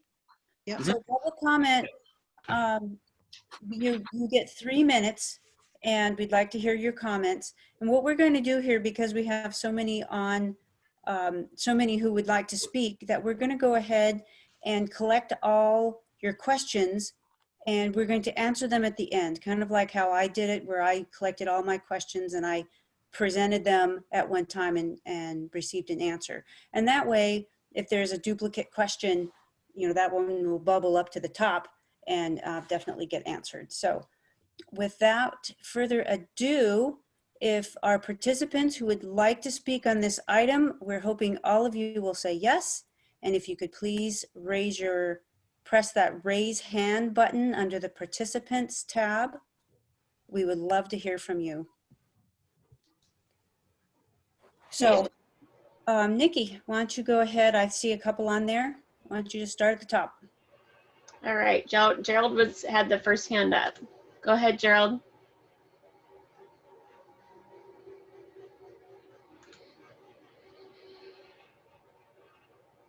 Gerald, did you want to speak?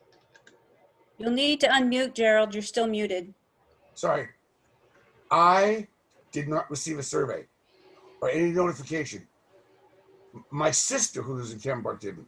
My wife's friends, who were many, didn't. So there are about 5,600 properties in Cameron Park, 5,000 of which at least are residents.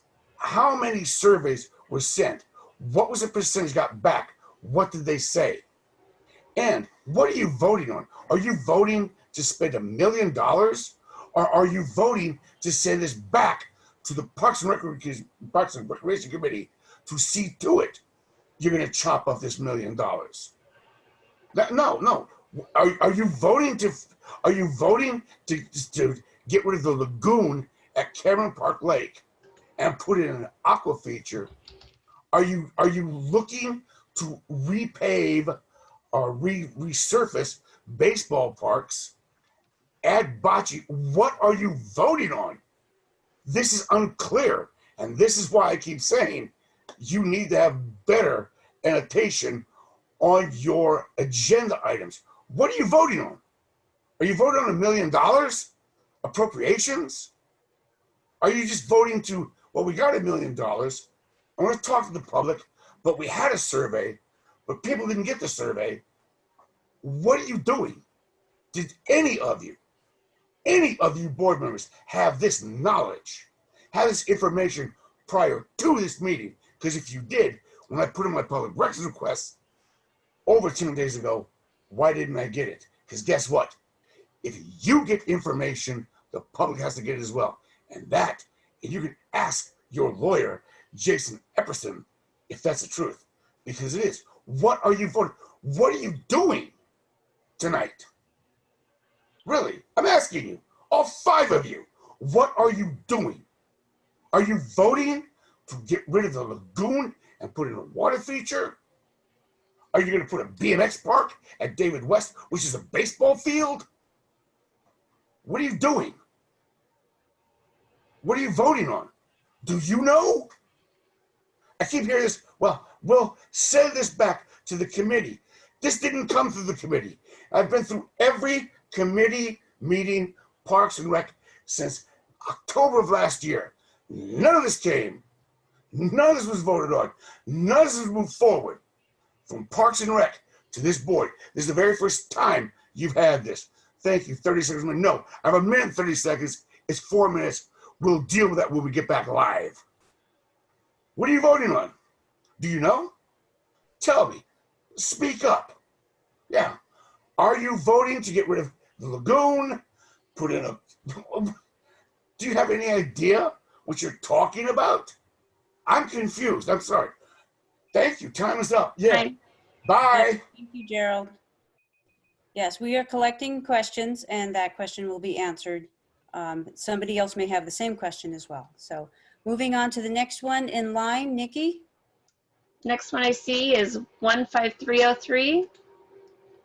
Go ahead. There. Can you hear me? Yes, we can hear you. Great. By the way, my name is Don Carlson, and I'm new to Zoom, and Zoom decided I am 15303. So in Felicity, we're not related, and hello, Jill. I had a number of questions that I had already submitted. One of them is sort of been answered, is the fact that it's all going to depend on the studies that go on, if there's even going to be a path down the Sterling side. Because the big factor is when I moved here in 1984, that entire green belt is a state floodplain. And I had to sign waivers with my insurance company that if the water rose up 20 feet in the green belt and flooded my house, that, you know, they wouldn't be liable. So right now, to the best of my knowledge, it is still a floodplain. I know, I guess it was Mike or whomever did the bulldozer work, cutting the fire break around the outside of Gateway Park. It created levees, which in turn changed all of the runoff of the rainwater, even in the last part of the end of the season last year. What little rain we did have, the water flow all changed. One of my neighbors ended up with a 20-foot pond in his backyard. And so I'd like to have that looked into if it's going to continue in any way. If you do build paths down there, we are concerned about the water runoff coming out of all the yards. This whole half of Cameron Park seems to drain into the greenbelt. At the other end, on the gateway end of Gateway Park, there are fish, there are frogs, and there are tadpoles in the standing water down there. I don't know if Fish and Game needs to be involved. We're modifying the ecosystem by doing the work out in Gateway Park. We've already changed the ecosystem by just, you know, the fire break is great. I know it made the fire marshal happy, and it took care of some of the blackberries that we planted back in the 70s. But anyway, that happens, yeah. So, and I guess one of our other concerns is if they do put in some kind of a walking path or an asphalt driveway, whatever's going to be done, concern about people's safety. the residents' safety, what's to keep people from coming back there. You know, I mentioned this to a couple of the neighbors, and they were talking about, you know, potential pedophiles or whatever else coming by, taking pictures, and actually people coming by and scoping out their house. And are the homeless, if they have easier access to the green belt, are the homeless going to come and establish camps about halfway down to where nobody can see them from the roads? And also, we talked about the meeting of the residents in 3 weeks or 4 weeks, whatever. Will our inputs at that meeting have an effect on your decisions? 3 minutes. Ideally, I'd like that they are. Thanks, Jill, for nodding up and down. Yes. Time is up. Thank you very much. Thank you very much. We really appreciate your comments. And I will talk to y'all later. Thank you. And I see Jill writing furiously. So we have some more hands up, don't we, Nikki? Who's next? We do. The next I see is Erica McCarty. Go ahead. Hi. Hello. Thank you so much. I appreciate the presentation and all the information that you've provided. I represent the McCarty family. We've been over here on Sterling for 15 years. And I don't really have any different questions. I agree with what 15303 said, Mr. Carlson. However, I do have concerns about developing Gateway Park. The privacy is a huge issue for us. We back up to the greenbelt there, and we love our privacy. And so that is an issue. And then the safety is also an issue for us. We have property access. We have a gate that goes back there. So that's an issue. And, you know, any kind of riffraff or potential fire danger, even having some kids back there, or I don't know, just draw attention to those.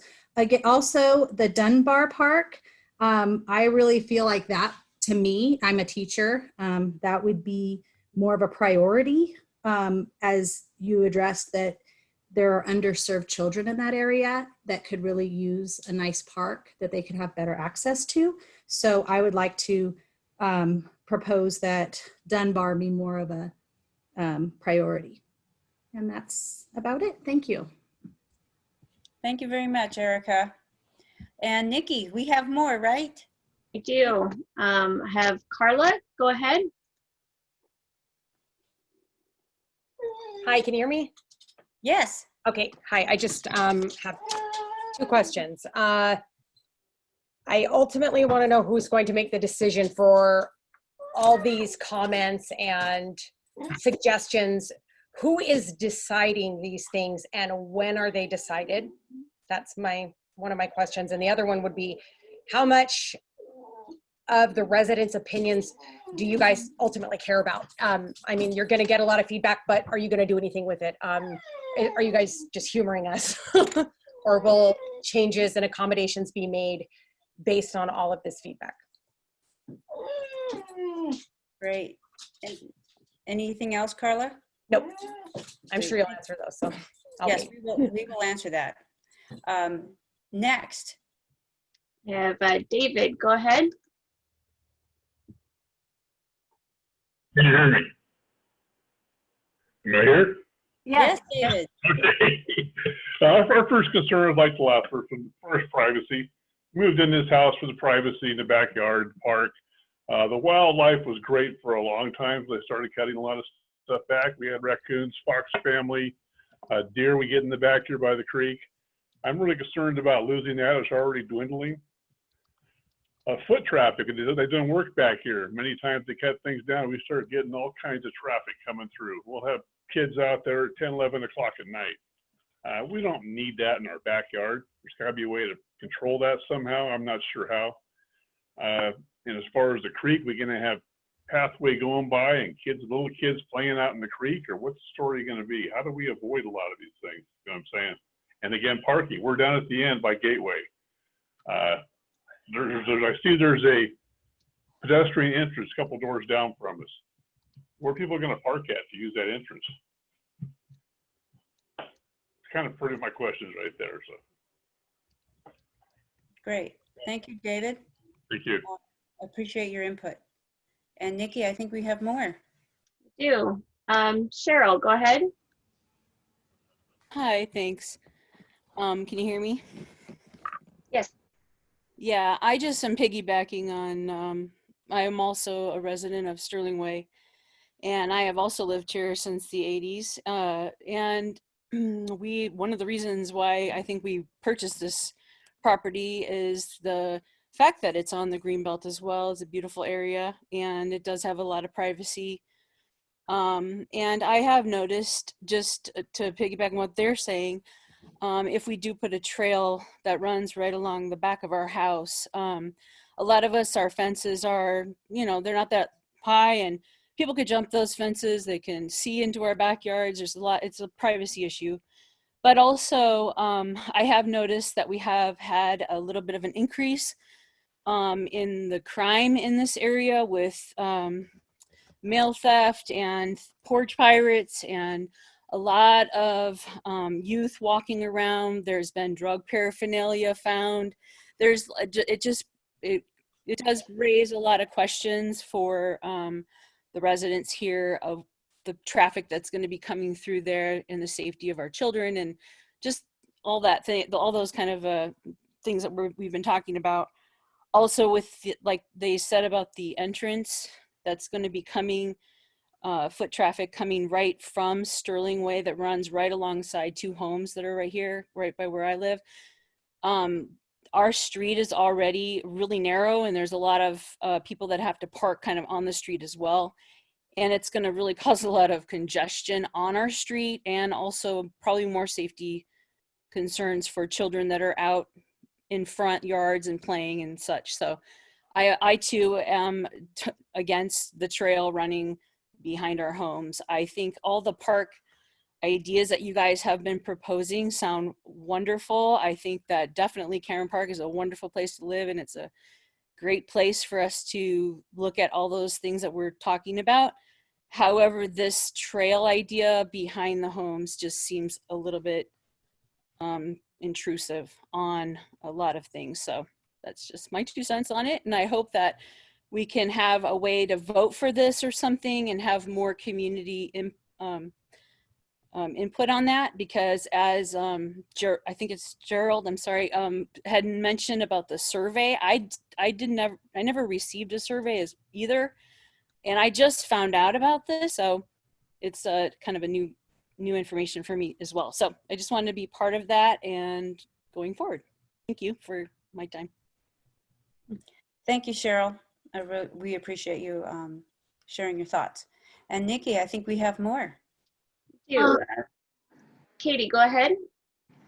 Yes, I was just agreeing with everyone else who lives on Gateway and Silver or Sterling Way. I actually got the house because of the privacy in the backyard. I have a very young child. My sister lives a couple houses down. Neither of us got a survey. It actually made me rethink on living here because of this new proposed plan. So I'm just concerned for safety of my child. I'm concerned for safety of my property. I've had my mail stolen multiple times. I want to know what you guys are going to do for my family's safety. There's also been a lot of drug dealing at this park already. We've reported numerous times. I reported homeless in my back area numerous times. Never saw a cop come through when I reported it. So I'm just a little bit frustrated with what you guys are going to do for my family's safety. Yeah. Thank you, Katie. We hear your concerns, and I think we have some more who would like to speak. Nikki, anyone else? I don't have any more hands raised. Did anybody else want to speak? We'd love to hear from everyone. If you have already spoken, then we've heard you. And if you have not spoken and you have the courage to do so, we'd love to hear from you. We have another hand. Barbara, go ahead. Hi. Well, I want to thank every resident that is on this meeting tonight. I'm so excited to see so many people involved. I've been doing this for 16 years, and sometimes it gets a little lonely. I have to agree with the residents that live on Sterling and Gateway Park. And I also did not receive a survey. However, I do know the surveys were online, but not everybody knows that. So with that said, I believe you need to rethink doing anything at Gateway. I think that you should go door to door and talk to the residents and poll them, because I feel for them. The homeless situation in this community is increasing. And I personally would not want to live backing up to a park where I have to worry about homeless or young kids with drugs creeping around. We have a problem in this county. Let's not exasperate it by making it easier for, you have enough open space. I say leave Gateway alone. I'm not even saying that's the direction you're going in, because I believe this is a plan, and it's just a plan. I heard what Jill said in the beginning. You need to go after grant monies. It's nothing that's going to happen overnight, but really listen to these residents that are on here talking to you all. And I believe there's probably a lot more over there that want you to leave that area alone.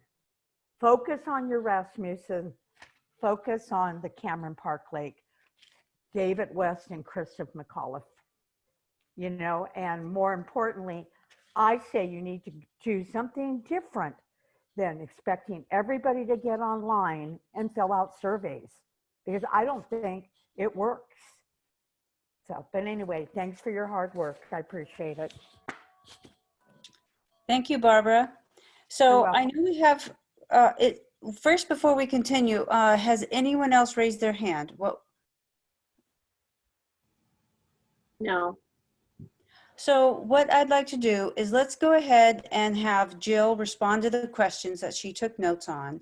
And then if there's, gives us an opportunity for further board discussion, and then we'll move on from there. So let's do our best to answer the concerns that were brought up by our community. Do you want to close public comment at that point then? Yeah, you're absolutely right. So with no one else speaking, we'll go ahead and we'll close public comment and do our best to answer those questions. Thank you, Eric. Welcome. Okay, so since a lot of folks are very interested in Gateway Park, and especially those neighbors, let me talk specifically about that. Gateway Park has seen some fairly significant changes in the last year. That is one of the district properties that was not in compliance with our weed abatement ordinance. It was a potential wildfire hazard in there, and because we were asking residents to comply with the weed abatement ordinance, we needed to comply. The district properties also needed to be in compliance with that ordinance.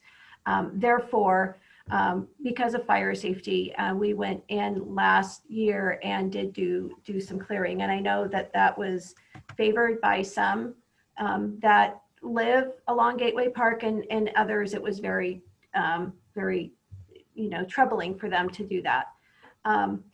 The other element that we learned through the hazardous fuel reduction program was that the fencing at Gateway Park is challenged. There are a lot of the residents, I think, have short fences. They have open wire fences. They have fences that were propped up by the vegetation. And so it really was disruptive to them and their backyards when we came in and put in that fire break. And because the fences were not important before, but they have become really important now. This is not the only property that the district has where it has not adequately fenced its property and kind of controlled access to it. Typically, when you have a public property and private property interface, there is some sort of planning code or ordinance or something that places the responsibility for fence maintenance, whether that's with the public agency that has the fence in there and they have to maintain it, or if it's the resident, or if it's shared, or if the fence is built to some standard. That has not happened in this district on our properties, and it is something that needs to be addressed. And then lastly, the trail proposal. Trails were identified as a high priority project back in 2014.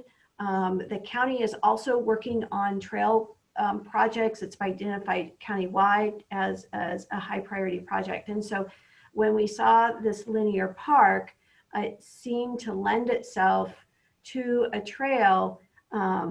We understand that it's a floodplain, floodway, waterway, however you want to call it. And so if a trail is proposed, it will have to go through an environmental review process for us to be dictated on an appropriate trail for a floodway. So let me go back.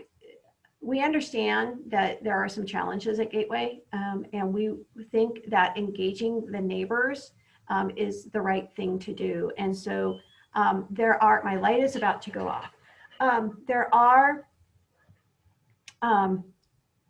additional projects that we would like to do to, there it goes.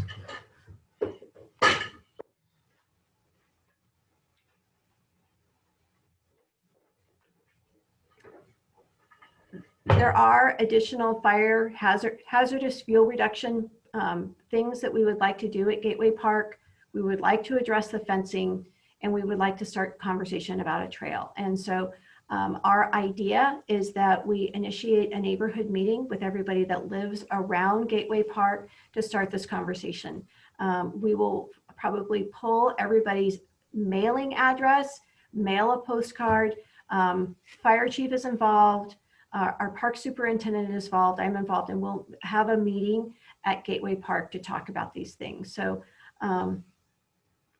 you know, it was never envisioned that the trail would be a destination, that people would drive to this trailhead and walk Gateway Park. It's a fairly short, it's a pretty short walk. And so we really felt that it would be to the benefit of the neighbors that live right around that for off-street walking, but also the other neighbors that live within walking distance. It just would provide another safe walking path for everyone that wasn't necessarily on the street.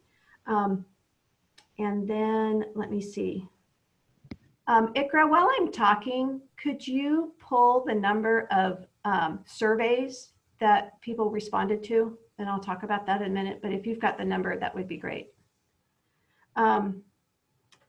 Let me see. So an environmental document is going to be needed for if a trail was to be put in Gateway Park.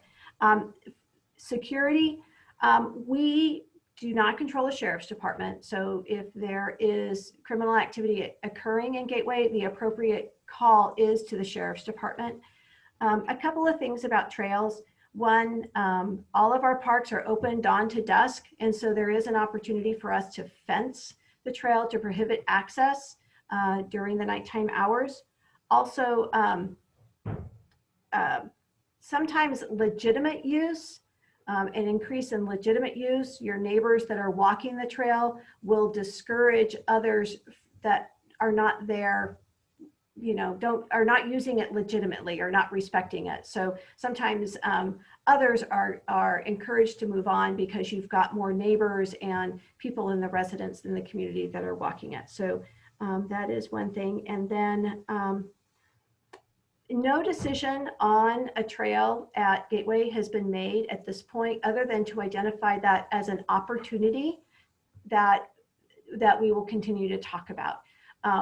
When a decision will be made is if through this process, Gateway Park comes up on the priority list, we will develop plans and specifications for a trail. It will outline whether it's an earthen trail, it's a paved trail, it's 5 feet wide, it's a boardwalk, it'll have environmental mitigation measures, and all of those things we would come to the board of directors with a specific plan and it would be approved. Your decision-making body is the board of directors. So that is who makes the decisions.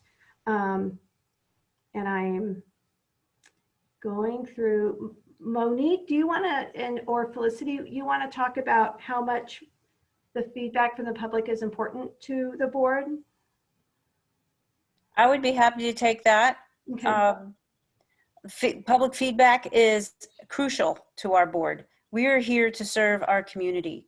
And if we don't hear from you and know what your concerns and priorities are, then we can't operate our community. So we are here to listen to you, and yes, your concerns will be addressed. We have already made changes already from the first draft of the plan to the second draft. And I'm saddened to think that you'd think that we wouldn't be listening, and we are. But then with that said, that doesn't mean that, you know, we are a democracy, and if there's everybody in Cameron Park comes forward and they say they want this trail, and you know, you're outvoted, I get outvoted, it's part of our democracy. But at this point in time, what we do is we do listen to our public, and I am looking forward to, I will personally be there at that community meeting. And I think that because we have so many people who abut that park, who are very concerned about their safety, about the use of the park, that I don't think we can move forward without engaging them and making sure that they are noticed with any change, whether it's the fire break, because we also need to make sure there's two projects here at Gateway, and we can't confuse them. One of them is the fire safety for our entire community, and the other is the development of the park. And so at this point in time, Gateway is not on our high priority list. However, it is still under, you know, it still needs its fire abatement. And we do have our CAL FIRE staff on this call as well. And I wouldn't mind if we heard something from them about what needs to be done. And I'd also like to see if Felicity would like to add anything more to what I just said. Yeah, thank you so much. Yes, in terms of the process of how these decisions are made and the authority, there's 5 members that you all voted and elected to the board, and we report to the people. So on the org chart, it's the residents of Cameron Park are the top highest part of the org chart. And then you have the 5 board members beneath the residents. And so, like Monique said, we take direction from the residents. And I hope that people get the periodic Cameron Park CSD mailer that lists the various recreational activities, and it's usually got a cute picture on the front of kids with pumpkins or Easter bunnies. I think it goes out 3 times a year. And just FYI, the survey was in that periodical. So please continue to stay engaged. Please continue to attend the public meetings or read those periodicals, and that'll help you know how to let us know what it is that you're looking for. That's all I'm going to add. So thank you. I really, I'm sorry, there's one more thing, just in terms of timing. You know, as the general manager said, we have about $1 million basically in a couple of accounts that we could begin soliciting contracts for right away. And initially, that's what I wanted to do. I've just been really, it's been really hard for me to have a child growing up here, knowing that there's money set aside to develop the parks that money's been sitting there for years, and you know, children grow up and they don't want to use the parks anymore. So I wanted to use that money right away, but staff has, I think, recommended the right decision, recommended a better choice, which is to use that money to leverage more money, but that takes longer. So we're looking at applying for grants in February 2021. Maybe we hear the results in November, let's say 2021. At that point, this priority list is what we vote on tonight, or it's different. And at that point, staff can begin bidding, looking for contracts, and there needs to be the environmental reviews and the permits. So in my opinion, I don't think even the very highest priority that we all choose is going to come to fruition for 3 years. I don't think anything's going to be completed for 3 years. And it's hard for me to be that patient, but I think that is the best use in 2 ways of the funds that we already have to draw in more funds through matching grants. And second, to continue to have an engaged public to have their input on what should be the next projects. So thank you. That's why these meetings take so long, is we want to hear from the public and we want to talk about this in public. We don't talk about it behind closed doors. So the meetings just, we want to listen to you.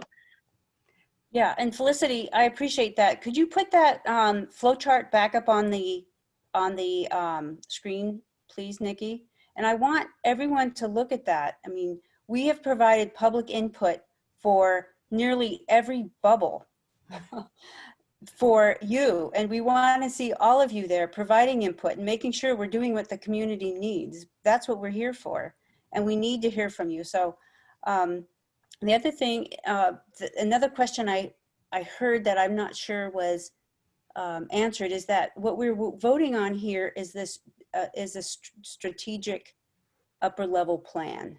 We're not voting on you know, Dunbar Park improvements at this point. We're specifically voting on, as agendized, let me scroll down on my agenda,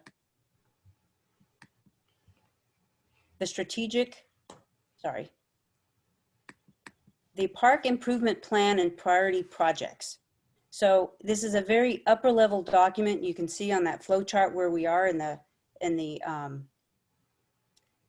process, and as Felicity commented on, that we have a lot to do, and every step of the way we want to hear from you and address your concerns and make sure that we're doing what the community needs.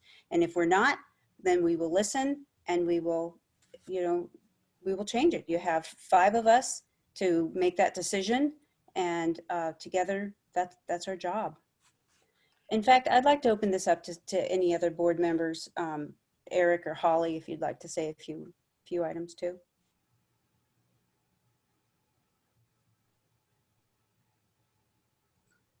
Yeah, lots of notes here.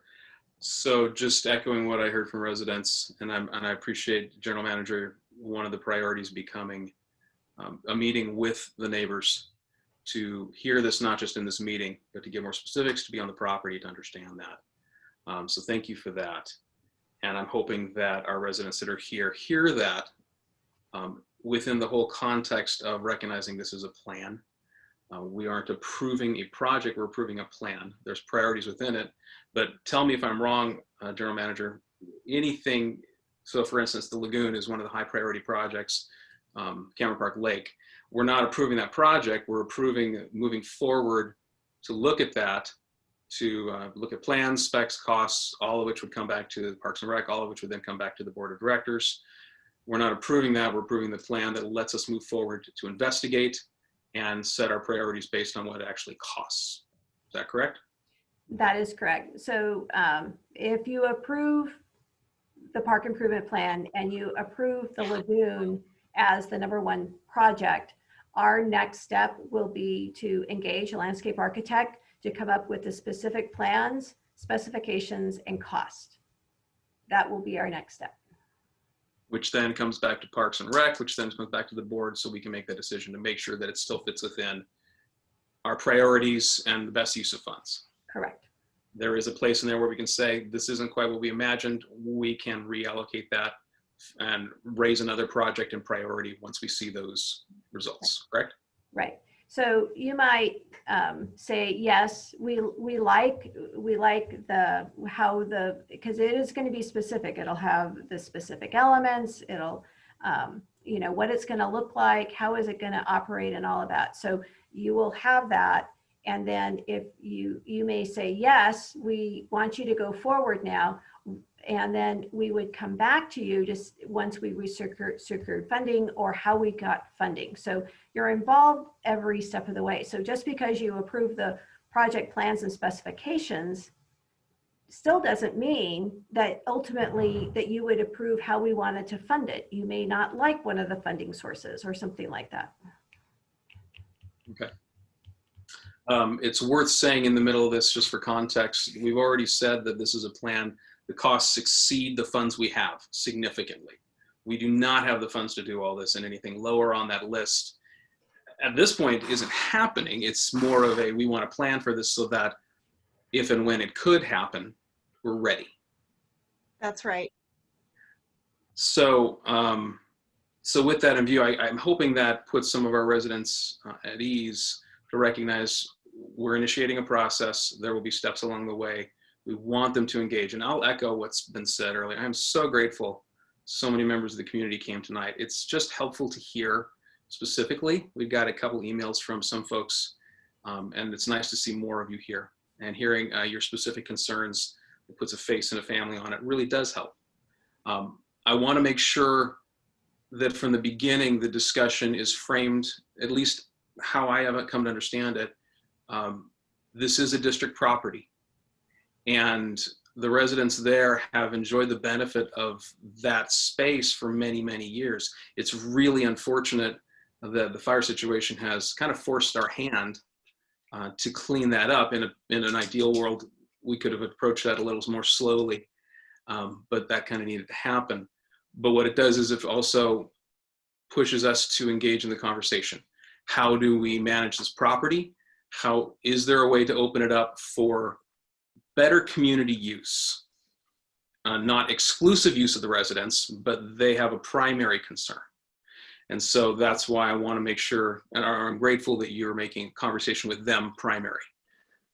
Balancing out, is there a way for both of these things to happen so the residents are okay and the community is served by the property that we own? So I just wanted to make sure that's in there.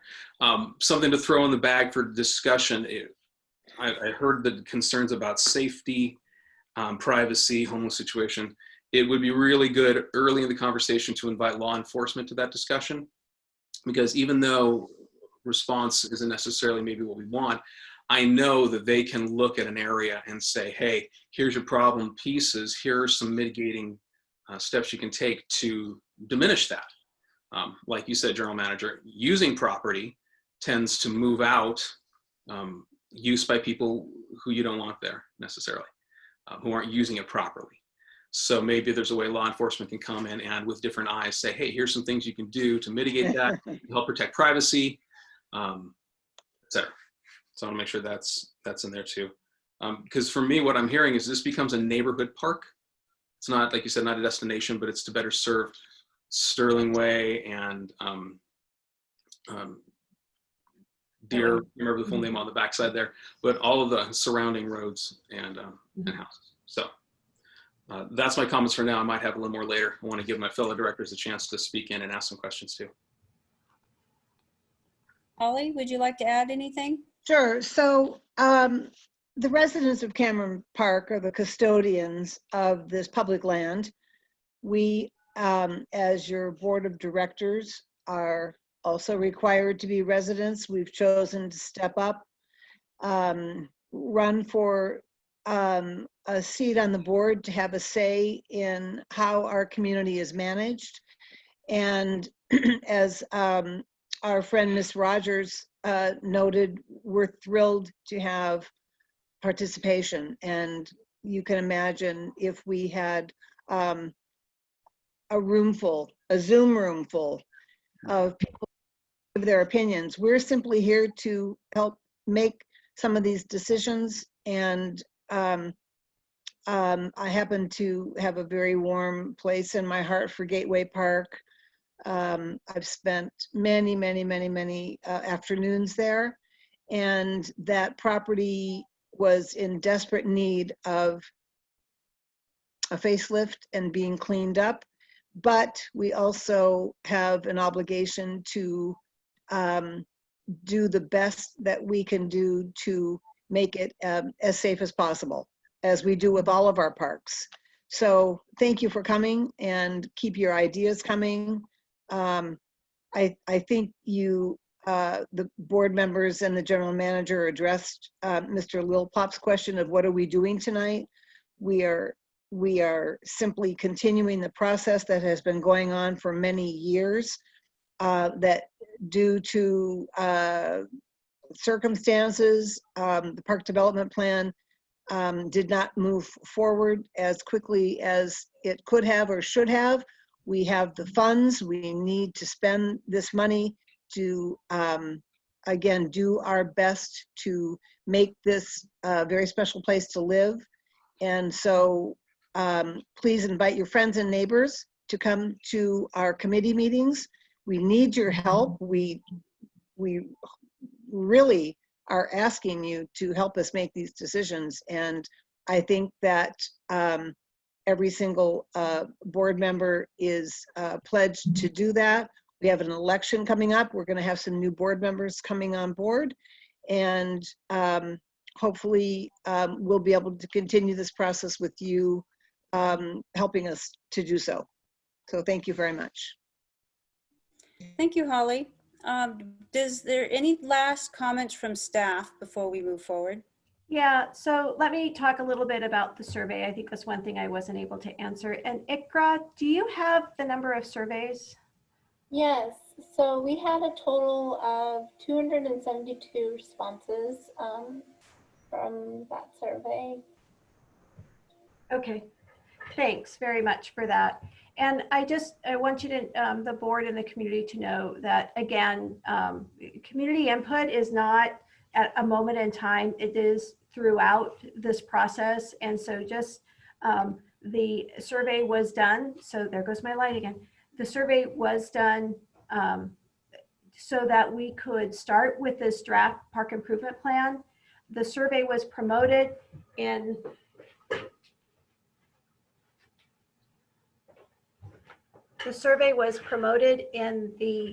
twice in the local newspaper, once in the general manager's column, and once Cameron Park Life ran an article about it.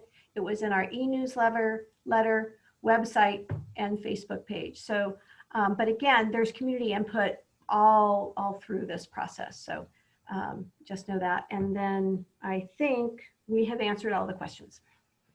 Great, thank you. Any other comments from staff?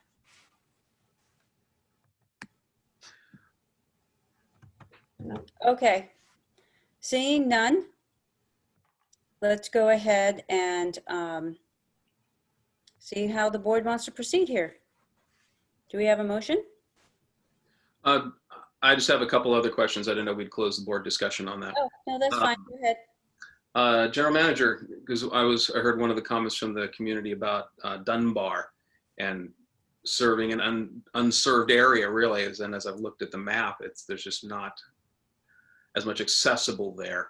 How does that affect our sphere of influence to place a footprint? We already have the property, but it's not developed. Does it change potential sphere of influence in the future to develop that, where that might be advantageous?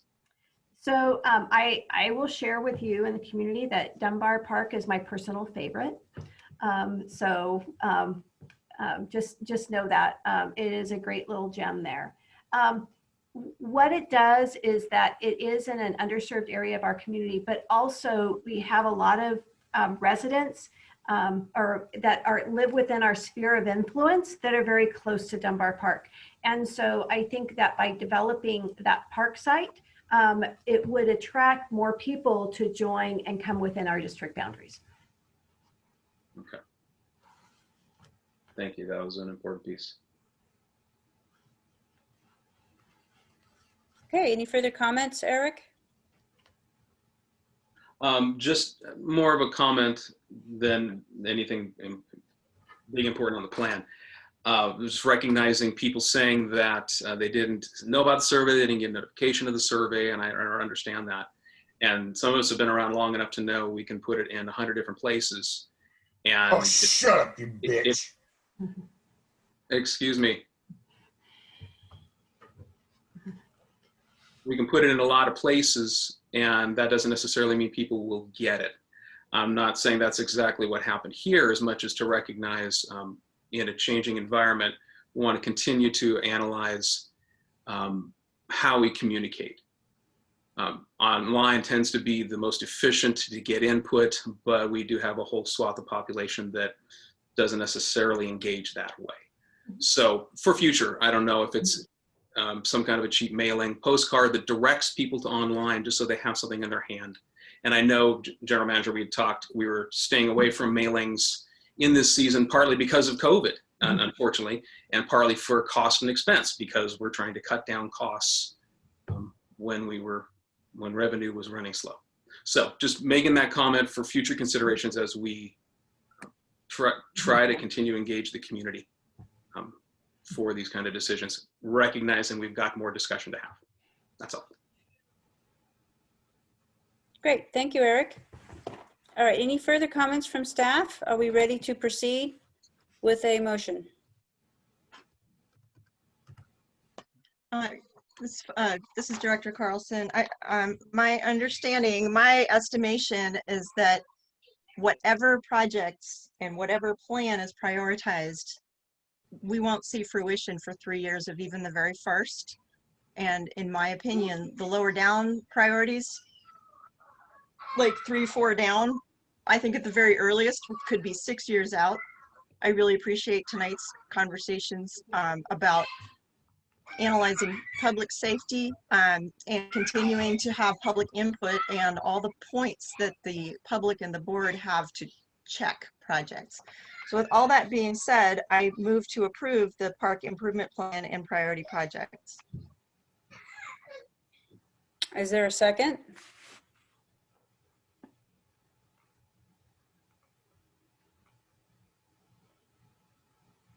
I will second that motion. We have a first and a, I'll second that. I'm sorry. Okay, Eric seconded the motion. Mhm. And a poll vote, please. Director Scobie, Aye. Director Aston, Aye. Director Carlson, Aye. Director Morrison, Aye. and Director Wooten is absent. Thank you. Motion passes 4-0. We have approved the park improvement plan and priority projects.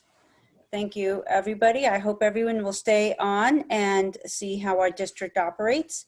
We have several more items to go through.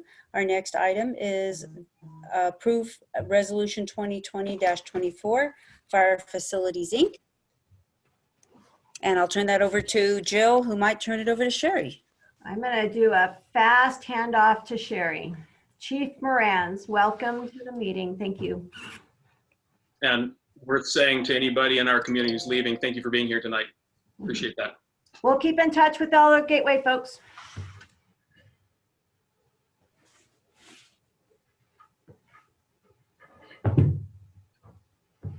Is Sherry on? Yes. Yeah. Did you, Jill, were you going to start with anything? Did you Nope. say that was your handoff? That's the handoff. Got it. Okay, great. So I just want to start off by saying when the park improvement plan topic came up, I think that Director Carlson did a good job of explaining the park impact fees and the process for how those fees are collected and how they're restricted as to how they're to be spent. And that's exactly what we have with the fire impact fees. And I know we explained that, but I think it's always good to remind folks and bring that up. And also the fact that the county wants us to spend these fees because we're not supposed to collect them and sit on them. They're there for a reason. And I know that like the deputy CAO, Sue Henneke, comes to almost every chief's meeting and says, you guys need, not to, every district, you need to apply these funds and spend them. So I appreciate that from Director Carlson. In front of you, you have a report for our training tower construction. And then a quick background here. We have last spring, the El Dorado County Board of Supervisors and the CSD Board of Supervisors approved, the Board of Directors approved $450,000 for the construction of a training tower. Later, a couple months later, the Board of Directors approved Fire Facilities Incorporated to be a sole source vendor. And that's just for the materials for the tower. And then they approved Lehman Construction, who is not only on the state's procurement list, but their bid was lower than 2 other companies. At the last Fire and Emergency Services Committee, the committee asked staff to come back with a little more detail on contractor costs, scope of work, and funding. And you'll see there that Vans Paving and Grading, and that was to do some of the work around the tower itself, the grading and the bringing in the rock. We did not, I kind of brought it up, but since that last meeting, we have a bid, and I'll explain a little further as we go into this. So the discussion for tonight would be to enter into contracts with 3 vendors. We have Fire Facilities, who's providing the tower structure. We have Lehman Construction, who will actually construct the tower and install the foundation. And then Vans Paving and Grading, who will perform the surrounding surface area base work. That's got grading, leveling, placing rock to support the weight of all the fire engines and all the traffic that's going to be around that tower. We have the project cost breakdown, but I'm going to jump down to the additional site base work. During the process of testing the soil in preparation for the building, it was discovered there's a very high water table, and we can see that now that Cameron Park has a very high water table across the district. And I understand that when the CSD building was put in, that they came across this also and had to do more reinforcement to some of the groundwork and also the foundations out there. So we found that out really quickly. That discovery leads to larger, more complex foundation being required to support the tower. It also creates the need to haul in additional soil and rock to create that solid platform that's around that building to support the weight of these fire engines that are driving around there. And we literally had some pickups parking out there where when they left, there was kind of sinkholes where the tires were, and that was just from a pickup truck. So there's no issue with this being possible. It's just we need to get a little reinforcement in there. That they're gonna add gravel, repair some existing asphalt. We actually reached out to 3 contractors. We received a bid from Vans Paving and Grading, and since that time, and we're actually over 2.5 weeks, we have not received a response from the 2 other vendors who are local and reputable. And actually Vans has a good reputation, and we're actually really happy with the estimate. In that estimate, we are not including electrical. We don't have an intention to put electrical on the building. Additionally, we're going to have them remove a redwood tree and then place a culvert because, Nikki, can you scroll forward to the little map with the trees? Are you able to, it's the attachment, there you go. Yeah, scroll. You had it right there. So you see the entrance to the right there. Oh gosh, I can't even point. There, come on down there. There's that little entrance. So you see the fire station, and there's the entrance. No, down right. Come up by the fire station to the right of the fire station, right there. So that is the entry into where the tower is going to be. And then if you go to the left, to scroll to the left a little bit, and then come down a little bit, we're going to put an entrance right there so that the engines, because it's kind of tight in there, the engines can come in, make access, deploy their hose lines, and then they can actually exit out right there by the fire station. And that's really important just for getting that traffic flow. So it's literally removing one tree, putting a culvert, and it's all right there on the property.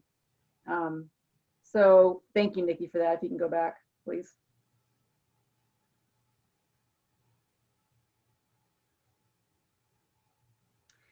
So then we drop down to the El Dorado County Design Review Committee. In addition to the changes required from the soil report, the El Dorado County Design Review Committee was concerned about the visibility of the fire training tower to Highway 50 and to the residences that are just east of the building. That original site plan in 2011 called for trees to be planted parallel. And Nikki, I'm sorry, can you go back to that that display attachment? and then you can see the arrow goes east. So if you just scroll down, and I put down there, this is actually the site plan from 2011. And you'll see I put new trees. So the trees along Country Club are very established and provide a very thick screen that's also between the fire station building and the tower. We're going to, the plan would be to install the trees right along Highway 50 and right where she's got the scroller, because just east of that site is some residences there. And that would provide a real thick screen. It also might answer the question I know at the fire committee as it relates to the solar panels that were going to be on the station and then over here to the west of the station. That will not impede impede on the sunlight on the solar. I thought it'd be a little better to give you kind of a visual on this, because that's kind of how I work. Is there any questions so far on the trees? No? Okay.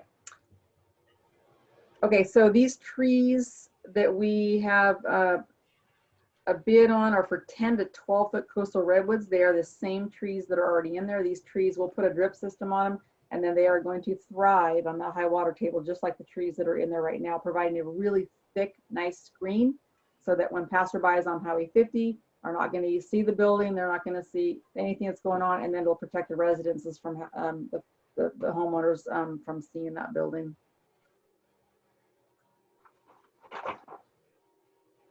So the additional reinforcements to the and you can scroll back, Nikki, to the report. The additional reinforcements to the foundation and to the surface area around the training tower, the planning and building department fees, and the landscape screens have created an increased cost of the project. Staff is seeking an additional request of $128,000 in fire development impact fees to cover the increased costs, which is expected to be approved by the Board of Supervisors next week on the 22nd. It's on the consent calendar. Talked to the deputy, CAO, and the project has already been approved. And this is just, it's not uncommon to actually have to go back and ask for money when these conditions arise. So the total would be and you can see there $577,525. Any unused funds are returned to the county, and we have applied for the planning and building department fee waivers, working really hard with the county to get those waivers to save any amount of money. We have not been approved yet. I'm hoping that'll go in front of the board next week too. But just in case, we're asking to secure those funds so that we're not having to go back to the county again and to you, the board, to ask for that. So if you flip back, there's that little chart, and it kind of describes. If you can scroll up to page 2, please, Nikki. We have the fire facilities costs. We have layman construction, which was increased the foundation because we needed a more complex foundation. We have Vans paving that's going to do all of the surface area work. And then we have the landscaping, which is the redwood trees and the insulation and soil. And then we have the permitting costs that includes planning, building, and then also the soils reports that we already did. That was a little over $4,000 just to for the report. And that is the total cost. And that was one of the things that the fire committee asked us to bring back or bring to the board, a more descriptive breakdown of our plan.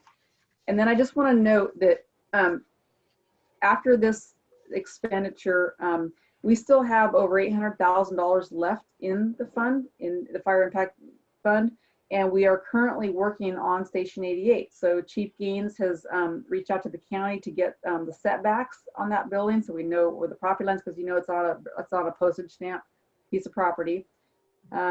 He has also got a free consultation. He already had a free consultation with an architect and design company that came out, and they're going to come up with some different ideas and a cost associated with that. And then we're going to figure out whether it's feasible to put a battalion chief quarters where they out there, or whether it's something we need to do at Station 89. And I'll just remind you that we are fortunate to have one of our battalion chiefs, Chief Richards, lives in the community. Chief Gaines does not, and very easily in the future we might have 2 battalion chiefs who don't. And so I'll tell you right now that Diamond Springs, Station 47, is where Chief Gaines stays, and they are paying Diamond Springs is paying for the electricity. They're paying for everything. And I think that's really cool because of the relationship we have with them. But it's something that we need to address kind of internally to be able to have a place for our battalion chief to, have a place to sleep and shower and have all their stuff together. So I think that moving forward with this, that's right on our radar to see if we can do it at 88 or if we can need to do it at 89. But we'll keep you updated as we get that information back. But really appreciative of Diamond Springs and how they're supporting us with that. So the next steps, upon El Dorado County Board of Supervisors approval of the additional fees, then we would sign the contracts, order the building, because this all takes time. You order the building and you're talking 6 to 8 weeks out before they can even get it. And then kind of just like timing all of this. The trees come from Oregon. They dig them up out of the ground. We're not going to plant them in this heat right now. We're going to plant them when the cooler weather, we get the rain, and it's going to be a process, but this would allow us to start that process by ordering things and signing the contracts. And a report. Great, thank you. Okay, let's open it up to our board and see what kind of questions we have. Let's start with Holly.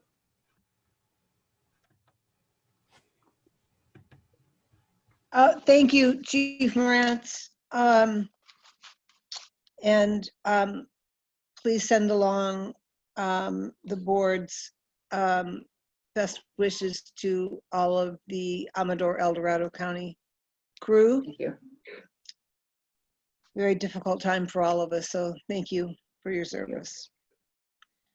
So this is exciting and great report. I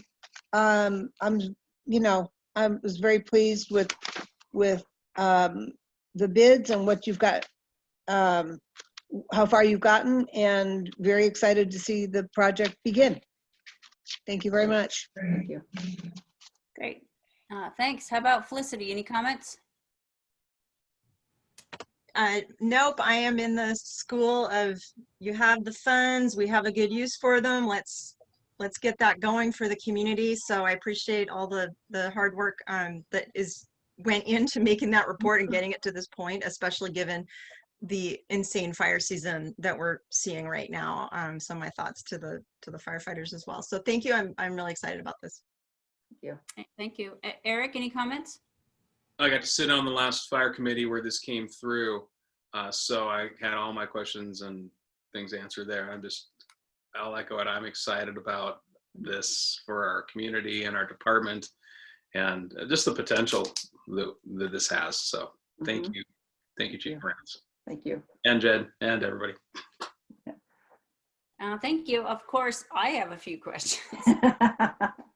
Can't let you get off that easy, Sherry. So I was really happy with this new report too. So we are asking for another 128,000, and I'm really glad that you mentioned how much is still left in that account. And you're happy with the amount left is still going to get the renovations you want done at Station 88. I am. I'm pretty comfortable. I know Chief Gaines met with the architect out there and kind of gave him a ballpark. Didn't give him, you never turn all your cards out in your hand, so we kind of gave him a lower number to see what they could come up with. But they're going to come up with several different options, and we need to know whether we can.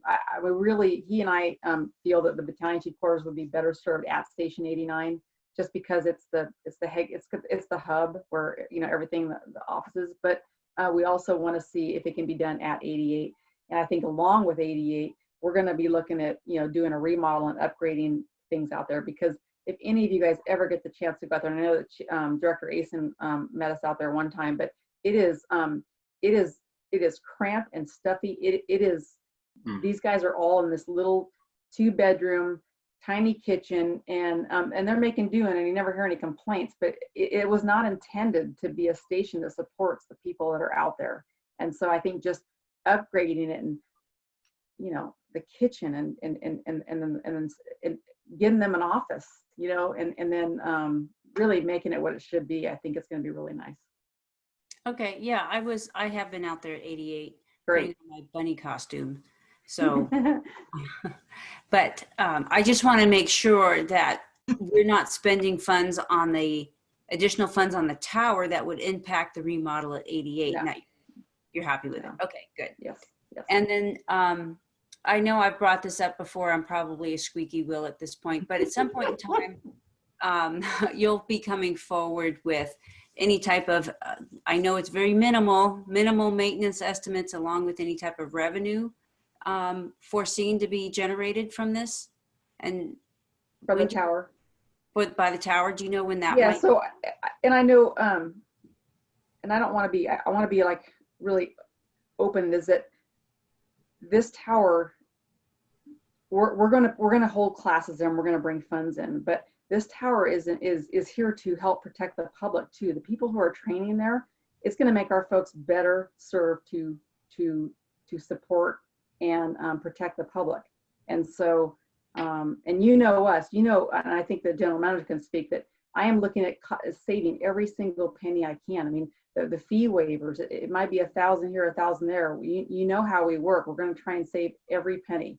The maintenance, the building that is at the Ion Academy that's been there for over 25 years has been painted once, to my knowledge. It is bomb-proof. You can go down there and check it out. It is steel. It is meant to withstand the test. It is proven. So I know that like your Fire Marshal Callan Richards is a rope rescue instructor, and we can host a class and probably bring in, you know, $4,000 or $5,000 for a class. So I think that we're going to train with our partners, but there's classes that we can hold that are state fire marshal level certified classes that, yes, will be a revenue builder, that is more than going to be able to cover any type of maintenance that we have in that building. So I guarantee it. That's just what I want to hear. I'm just curious when you might have those estimates. Well, I can't know that. I guess I could make an estimate. Yeah. I mean, it's really not knowing how many people are going to fill a class in the future. I could tell you what it would cost to attend a class like that. Yeah, I'll try and put something together. That'd be great. Appreciate that. Yeah. Okay, and let's see, is there anybody, any further board discussion before we open it up to the public?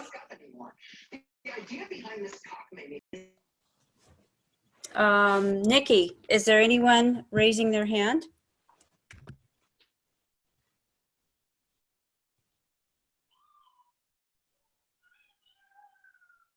Future, and that's how we will come to halt. Let's see. Right, that's the theory. With this No, I don't see anyone raising their hand. All right, and somebody should mute their video or their audio. I'm sorry. Thank you. All right. Well, then, bringing it back with no public comment, let's go ahead and see how the board wants to proceed. I'll make a motion. All right. We're ready for that. I'll move to approve Resolution 2020-24, approving Fire Facilities, Inc., Lehman Construction Company, Inc., and Vans Paving and Grading, Inc., for construction of the fire training tower. And a second? I'll second that, Director Carlson. All right, we have a first and a second. A poll vote, please, Jill? Director Scobie? Aye. Director Aston? Aye. Director Carlson? Aye. Director Morrison? Aye. Director Wooten is absent. All right, motion passes 4-0. Moving on to our last item under general business is approved strategic plan ad hoc committee. And that one looks like Jill. Yep. So our current strategic plan was from 2016 to 2021.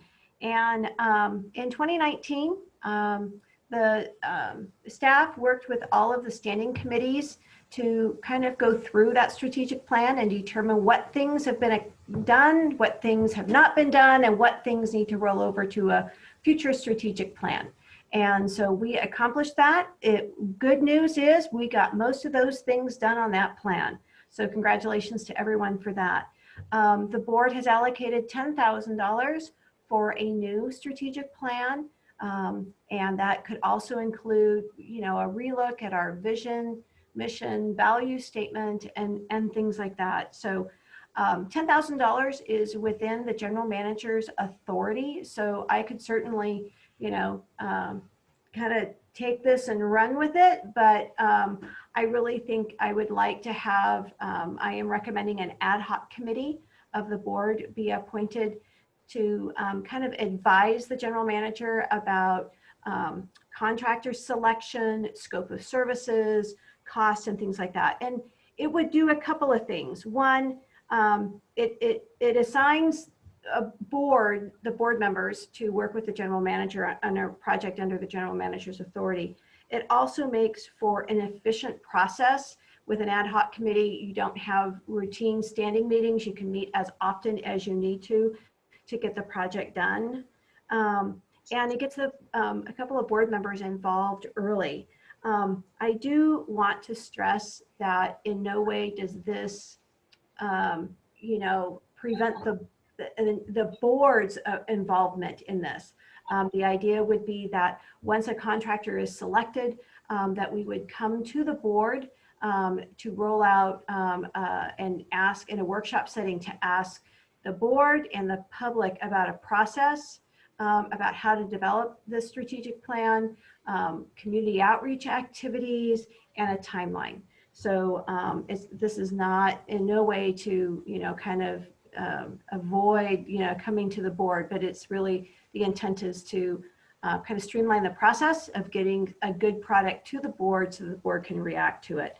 I would like to say that I know that spending $10,000 during a pandemic may seem a little risky, but I would tell you that now more than ever, a strategic plan is needed, because I think that it will serve as guidance to our community, to our board members, and to our staff about how we need to respond specifically to this crisis that we're in, and also to get in front of changes that we see on the horizon related to the pandemic. So I did forget to add in this staff report that this did go through Budget and Admin Committee, and they supported moving this to the board for consideration. So with that, that's my staff report. Thank you, Jill. All right, let's go ahead and open it up to our board to see what kind of questions and comments they have. Who wants to start? Go ahead, Holly. I'll start. Okay, so I was a member of the last board of directors. I was a member of the board of directors for the last strategic plan project. I am adamant in my feeling and knowledge of how urgent this process is. And I am not a fan of an ad hoc committee. I think that the board of directors needs to be each member needs to be a full participant in the planning of the project. And I understand what the general manager is saying, but the way that this process has been conducted previously is to have a special meeting or several special meetings where each member of the board is in attendance. It's open to the public. It is led by an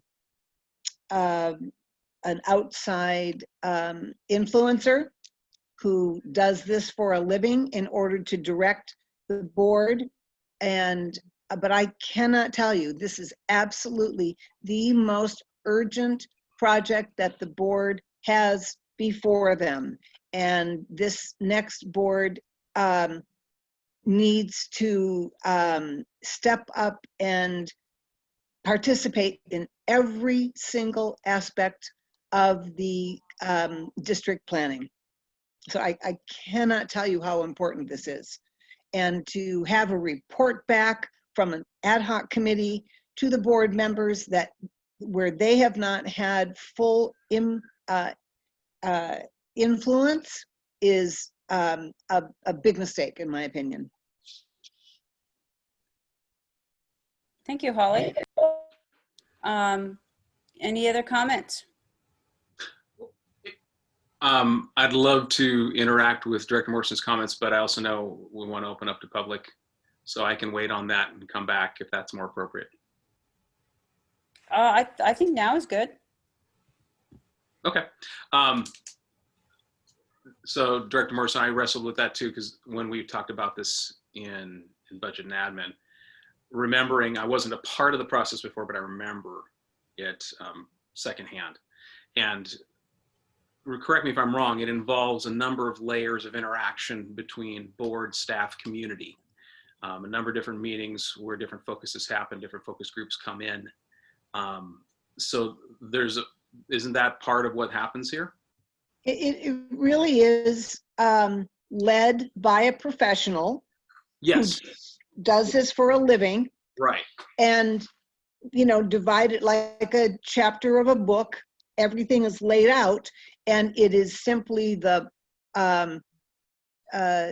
designation of district objectives with a calendar time frame assigned to it.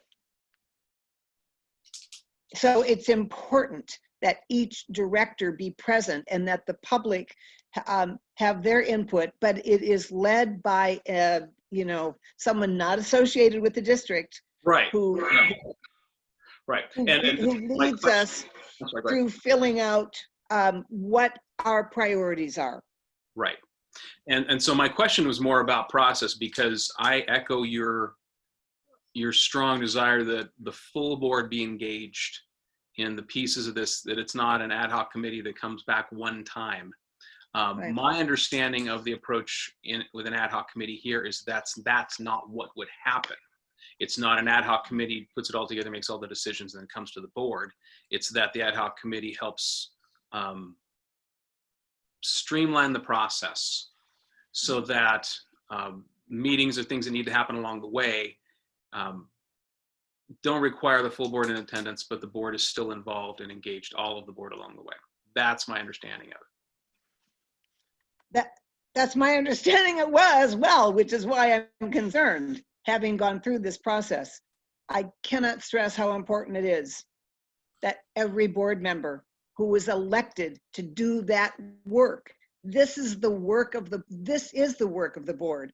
Everything else that we do over that span of time that we have done since this last review was written, our last time frame of objectives was written, is why we have committees, which is why we create other subcommittee, other ad hoc committees to take up the solar, to take up the park impact fee decisions.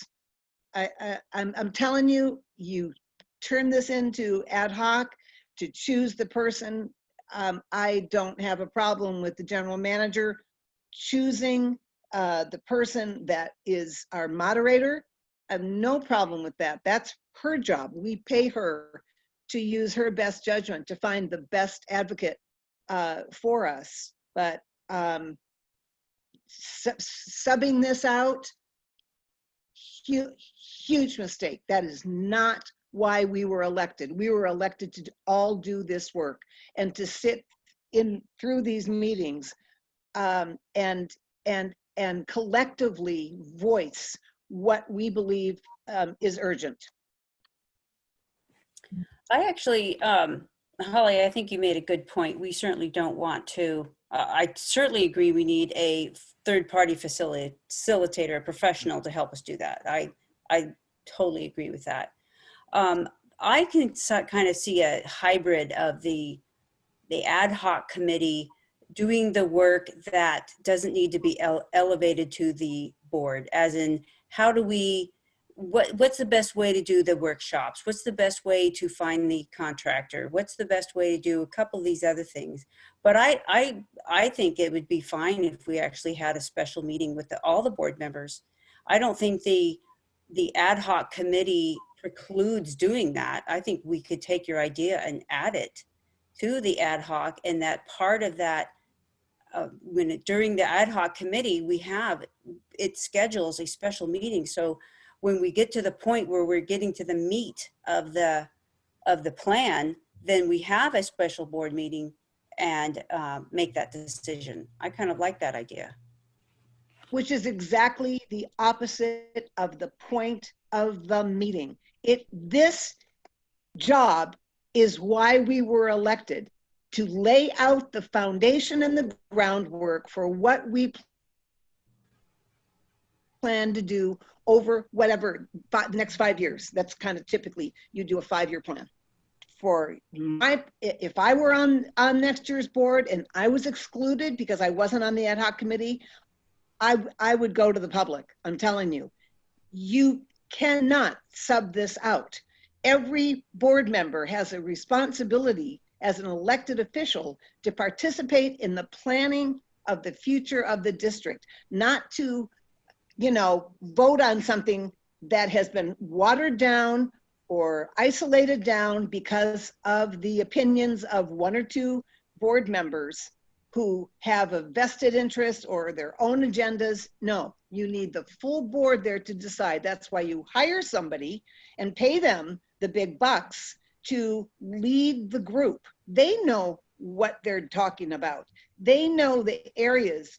Our special district has fire, but we don't have water. We don't have water. So they know what parts we make up. We have parks and recreation, and we have fire, and we have waste management, and we have certain concerns based on the needs of our particular community. To exclude an elected official from those urgent meetings, to me, is sacrilegious, if you will. Okay, thank you, Holly. Felicity, what comments do you have? Okay, yeah, thank you. So my understanding is that the ad hoc committee is absolutely not developing the strategic plan, but that the ad hoc committee is providing input to something the general manager already has the authority to do, which is to hire the consultant, and then to discuss provide input as to public workshops and board member engagement activities. And then, as it says on the last paragraph on page 2 of this item, to present a proposed plan to develop a strategic plan to the full board in a workshop so that the full board can decide that's a good process or not. But I agree, Holly, I don't think that the ad hoc committee should be preparing the strategic plan. But what I see is that the ad hoc committee is simply preparing a plan to develop a strategic plan. And so really, that's what I'm seeing. This is like the process, and it's not about like 2 people getting to decide what the next 5 years what the priorities should be. This is about a couple of members of the board, general manager, consultant, discussing proposals for how many community meetings there should be, how they should be held, should they be Zoom or in the, at the community services district if we can,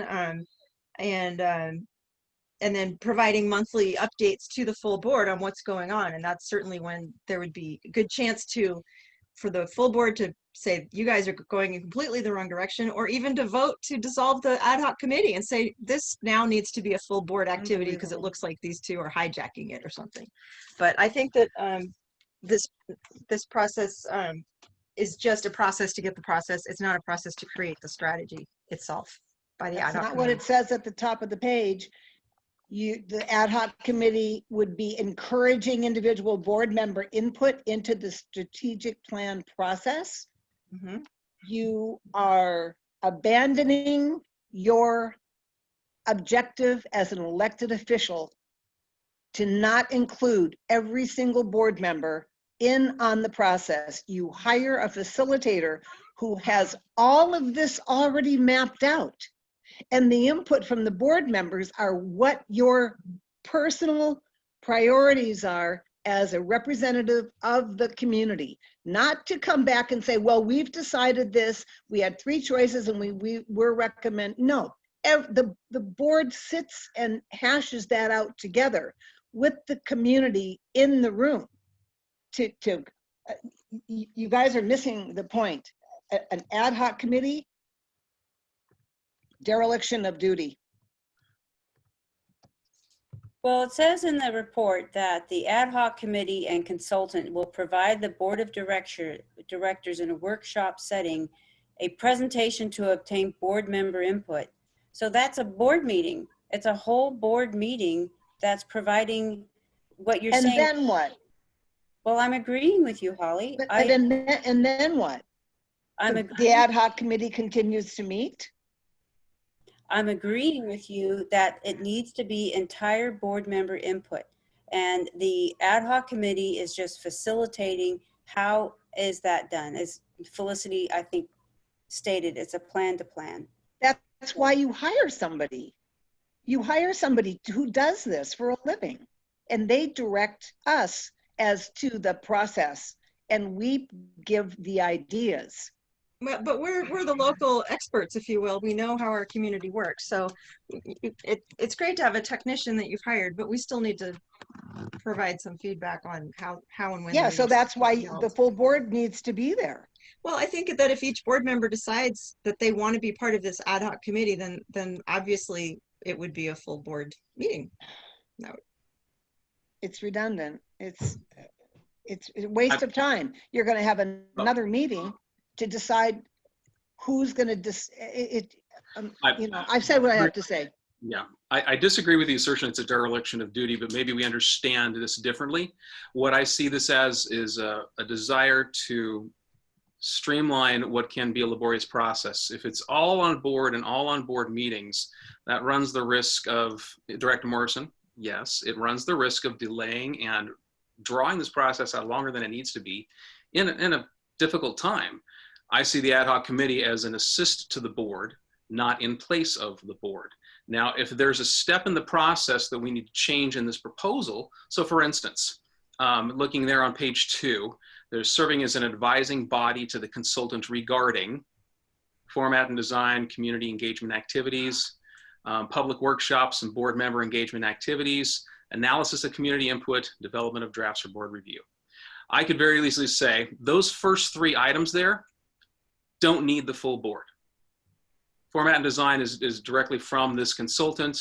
The ad hoc committee is just to help understand and facilitate the gathering of this information. When you get to analysis and development, that's the whole board's job. I don't see it being efficient and helpful for the whole board to be involved in every little decision step in the process. Analyzing what we get, yes, but I don't see it being as helpful to the process if it's just the full board for every step along the way. And why not? Because it's not efficient. It's not necessary. But what is it that's not efficient if you've got a facilitator, you've got the general manager in the room, you've got the board members in the room, you've got the staff in the room, and you've got public comment in the room. And the format is already a program that's brought to the board. You're talking about her comments are drafting, providing monthly oral updates to the board during the committee updates at the board meetings. So therefore you have been left out of process.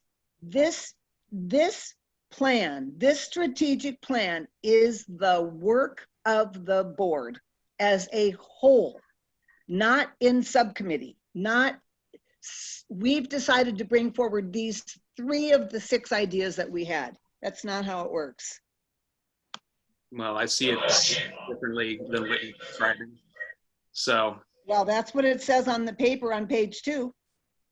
And that's why I said there are some things I see in there that you could very easily say, all right, we pull this out and that becomes board level discussion and analysis. But I'm sorry, I disagree. I don't believe format and design and if you're saying this consultant is bringing it, you're making assumptions for the process that the consultant will do. We might. No, I've participated in this before. So have I. They bring a format, and you decide on the time frame for each of the topics that you would like to see the district attack first. Right. And some of those decisions are obviously already made, considering some of the decisions we made tonight regarding the park impact fees. Right. So those kinds of things, our solar process, our reconstruction of the community center based on the damage that's been done, how we're going to move forward for the next year, 18 months with COVID issues. And you just decide what goes first, what goes second, and what are concurrent and what are consecutive. But you divide this up into ad hoc committee, and the board is not available for every decision is a huge mistake. Well, I think we all hear you, Holly.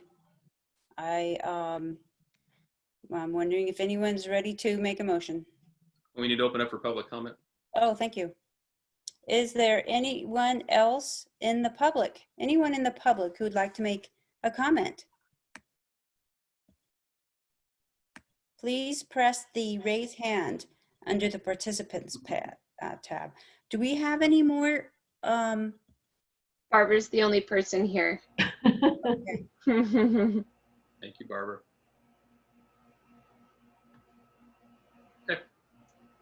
Okay. Thank you, Eric, for reminding me. Okay, so seeing no public comment, bring it back to the board. And how would you like to proceed?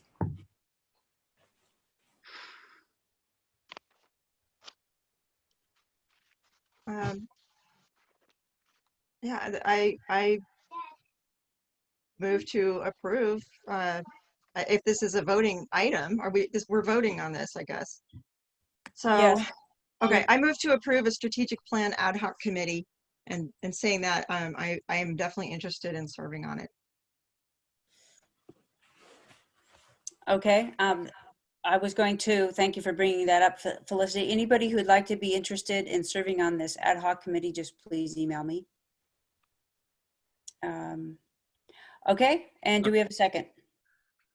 I'd like to, I'm trying to remember the friendly language here, is I do really want to try to address Director Morrison's concern in the language of this, to make sure that the important decision pieces, the analysis, doesn't happen at an ad hoc committee level.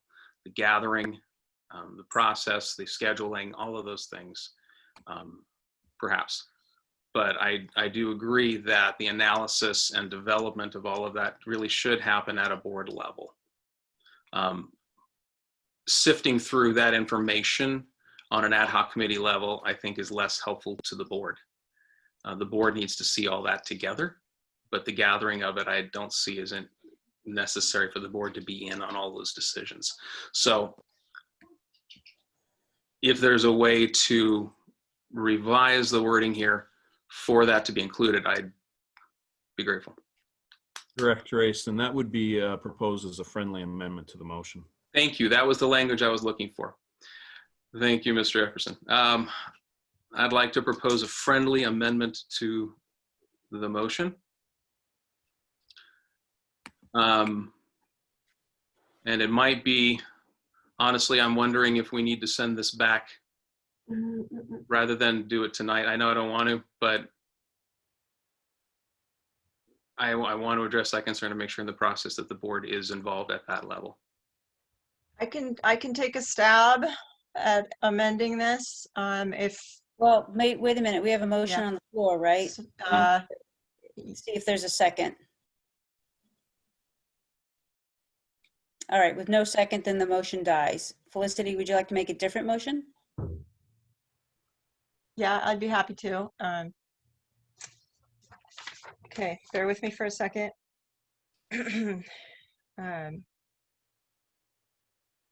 I move to approve the strategic plan ad hoc committee with a change to the fourth bullet point in the last paragraph, which currently reads, providing monthly oral updates to the board during committee updates at board meetings. I'd like to add, these updates are are simply on the ad hoc committee's role, which is the process. Developing the strategic plan is the responsibility of the full board.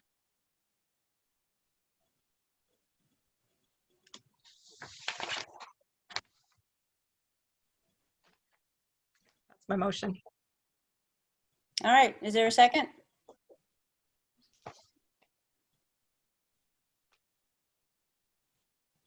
All right, no, no second, that motion fails. Let's take another stab. I like where Eric was going on for the serving as an advising body to this consultant for those first 3 bullet items, and then the final 2 bullet items go to the board, full board items. Analysis of community input and development of drafts. The board's gonna, in fact, we can just remove them. And then it has to go to the board in order to get it done.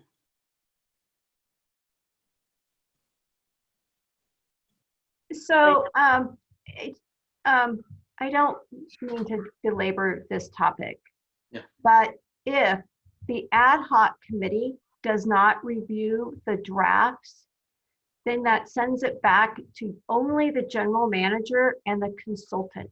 So it will be the general manager and the consultant that will be developing draft documents to take to the full board, which is fine. I think that I was trying to get feedback from the board, a couple of board members through an ad hoc committee a little earlier in the process, but if the full board is uncomfortable with some board members having information and some board members don't, we can certainly, you know, remove those bullet items. I think that concentrating, I think it's important that we get going on this, not that I want to rush anything, but if the board members that we have can concentrate on the listing the responsibilities or omitting the responsibilities that you're not comfortable with, I think that that's the direction that we could go with the motion. So I don't agree with that statement at all. We are not dismantling our committees. The objectives of each and every standing committee will put forth. We're already in the process of doing that, of what it is exactly we want the direction of the district to move. We've already done that. We voted on Parks and Recreation tonight. CCNRs is in the process of doing that. Every committee is in the process of doing this. We already know what our objectives are. It is putting a date on them for completion as a roadmap for the general manager. That is your job, to draft the scope of services and costs. That's your job. And to bring them to committee so that the committees can come together as a whole and put together this whole process of our strategic plan. Staff's recommendation stands, and I'm not sure that I can help anymore at this point. Okay, I have a suggestion. What about if we don't create the ad hoc committee at this meeting, and instead we just get started on the very first bullet point of having the general manager develop a scope of services and request for proposal, and just have her get started, and we don't hire somebody. And hire somebody, yeah. Why don't we have her do that? Although the ad hoc committee was going to help select the consultant, but there's only so many. There's only so many who specialize in this, just like in our SDLA meetings. So if this person suggests in a full board meeting that he or she thinks a subcommittee is a good idea, then we can decide then. But I don't think that would be a recommendation. Subcommittees are meant for committees out of committees. Okay, so then I would like to make a motion to direct the general manager to find a consultant for our strategic plan. Can I do that? I mean, that's, even though that's not, I mean, instead of doing this ad hoc committee, it's still on the same topic, right, Jason? So I can do that? Well, I don't, I mean, If that's your proposal, I second that. And Director Scobie, I think it's close enough that it's fair if you want to make that motion. Okay, I made a motion and there is a second. And the motion is to direct the general manager to develop a scope of services and request for proposal. It's just the first bullet point on there. And get started and let's go find somebody to help us out. And take their advice. Sure. I second that. All right, so we have a motion. Is the motion clear, Eric and Felicity? I'm not totally sure. I'm hearing a motion to direct the general manager to develop a scope of services and request for proposal, period. That's it. Okay. No ad hoc committee at this point, because perhaps when we find our consultant, they will say, go do one, or they say, don't. We'll find out their recommendation. So that's the motion. Any other questions on that, Eric? Just for the general manager, does that affect the timeline or the efficiency of your process to do this?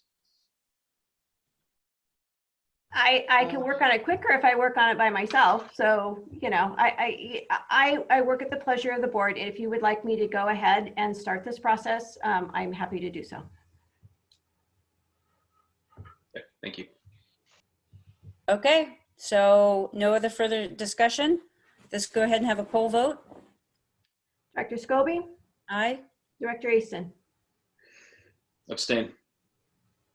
Director Carlson? Oh, it's a tough one, but I'm going to say aye. Director Morrison? You're muted, Holly. No, I'm not. No, I'm not. Aye.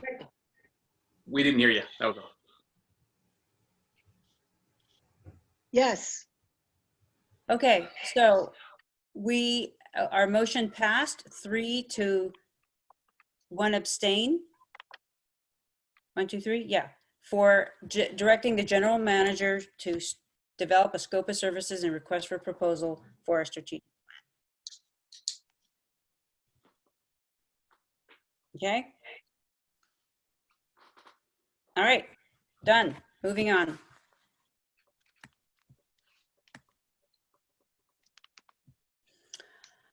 Okay, whoops, let me go back to the top of the agenda, scroll down to where we're at. Thank you for your patience. That is our last of our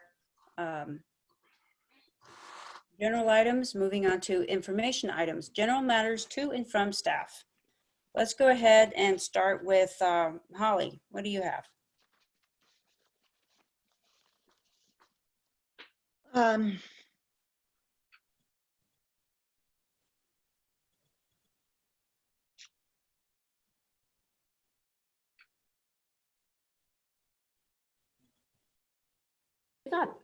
These have been some very difficult weeks. There's someone who's very close to us on our board, whose partner was diagnosed with COVID.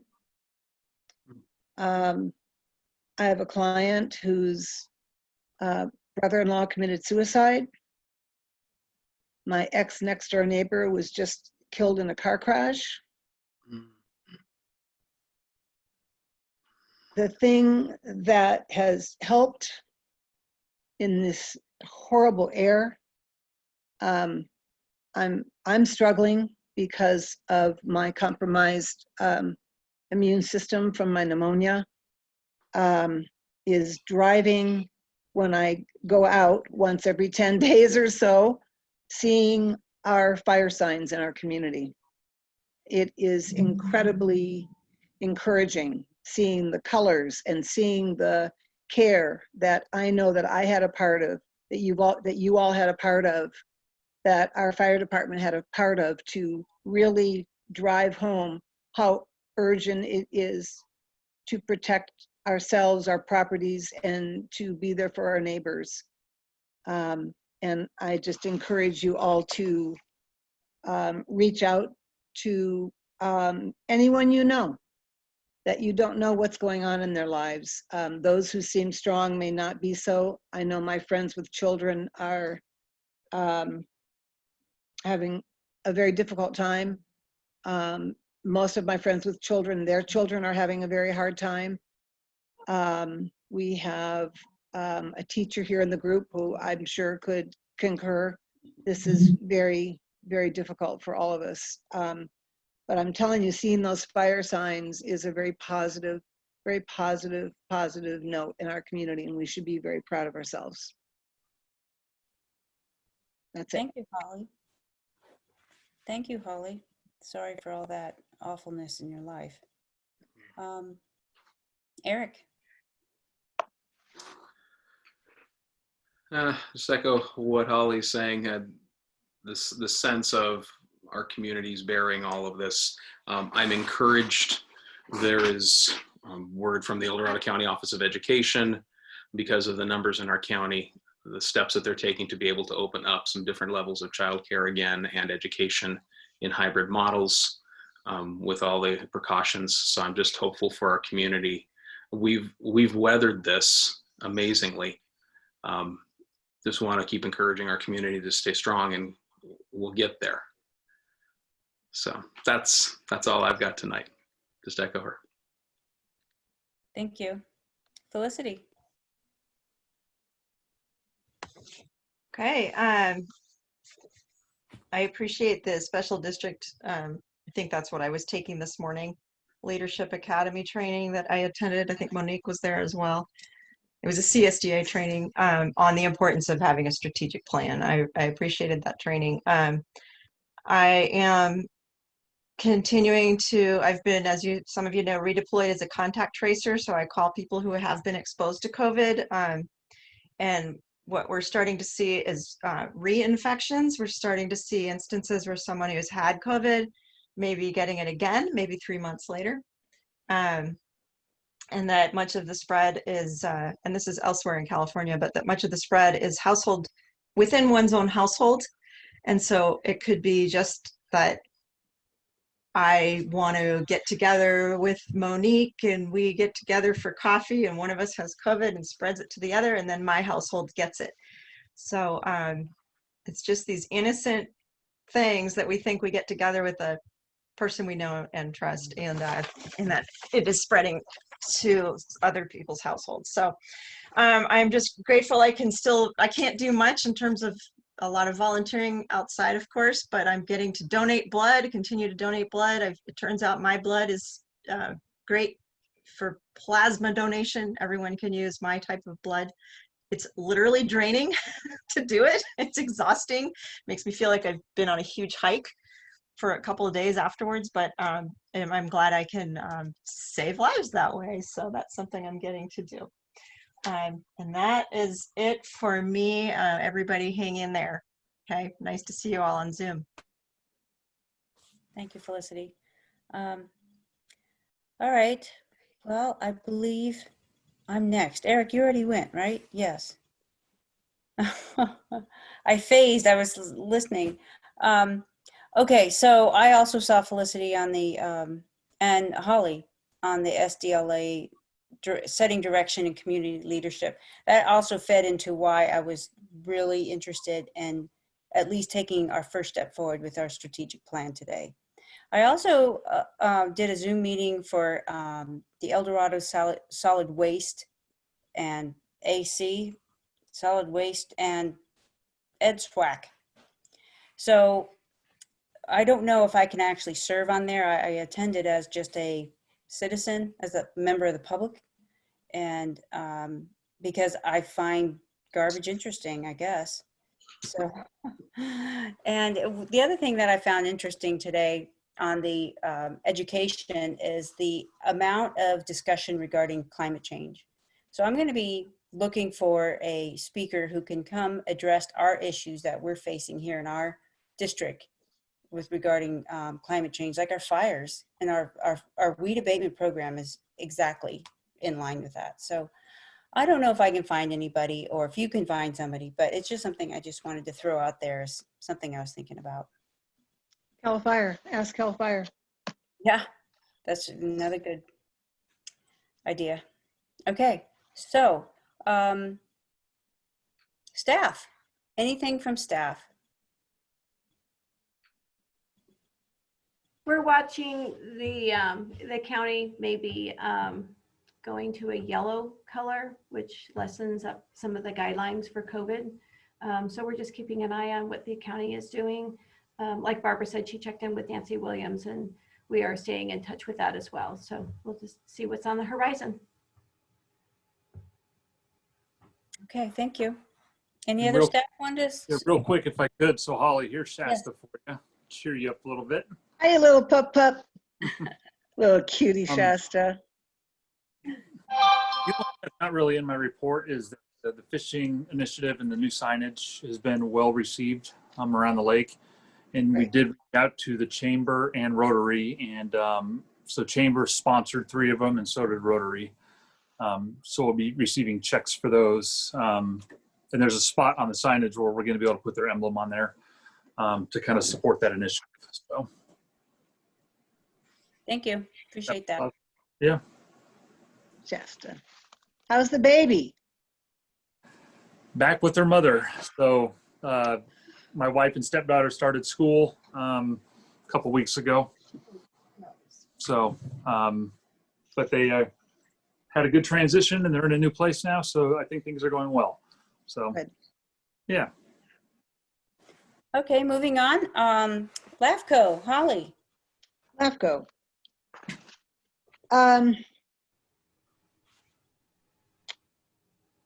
LAFCO, our executive director and staff have really been digging in and getting quite a bit of work done. We have a reduced staff at LAFCO, like so many of our public agencies do. And I'd just like to give a shout out to Jose and Erica. We also had a really, really exciting announcement last week that Kara Ueda, who is our legal counsel for LAFCO, was just designated as a judge in Sacramento. So unfortunately, we're losing her, but she's just tremendous. And for her to be a member of the bench is very exciting for us. So that was the good news. The business of the August meeting was to open public comment for the draft municipal service review, or the MSRs, as I speak about so often, and the sphere of influence study for El Dorado irrigation. Huge project, and that was accepted. And the other major presentation of the meeting was to consider and adopt the environmental review and the municipal services review for El Dorado Hills Community Services District. That garnered quite a bit of conversation, as you can imagine. El Dorado Hills is facing some major decisions. The topic of cityhood always comes up. Money, park development, what to do with open space. And so there was no decision made on adopting that environmental review in the MSR. And we were originally going to be dark this month, but we have some pressing business, so we will meet next Wednesday. But we have moved the decision on El Dorado Hills to the October meeting. And other than some legislative reviews, that's pretty much the bulk of our meeting. Great, thank you, Holly. Busy, very busy. Very. Moving on to our committee reports, report out, budget and admin. I believe that's you, Eric. That'd be me.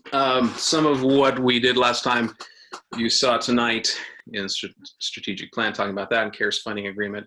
A couple of actually fun things to report. One being our credit incentive program, credits with SDRMA. We have maxed that out for this year already.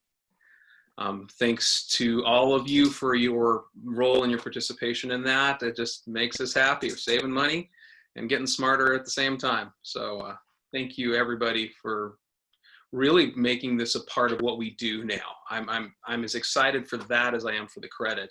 That we live with an expectation that we're going to continue to become more knowledgeable and informed and competent board members. So that's great. Thank you for that. Something that will be coming to you next month, we got a preliminary look at the fiscal year and pre-audit budget, and with difficult times, some encouraging things in that. So we're waiting for final numbers from the county. We'll get that next month, and we'll be bringing some of those forward to you soon. Just wanted to tell you that there was some encouragement in that. I'm looking forward to giving you numbers when we have those finals and bring that through committee next month and then to the board.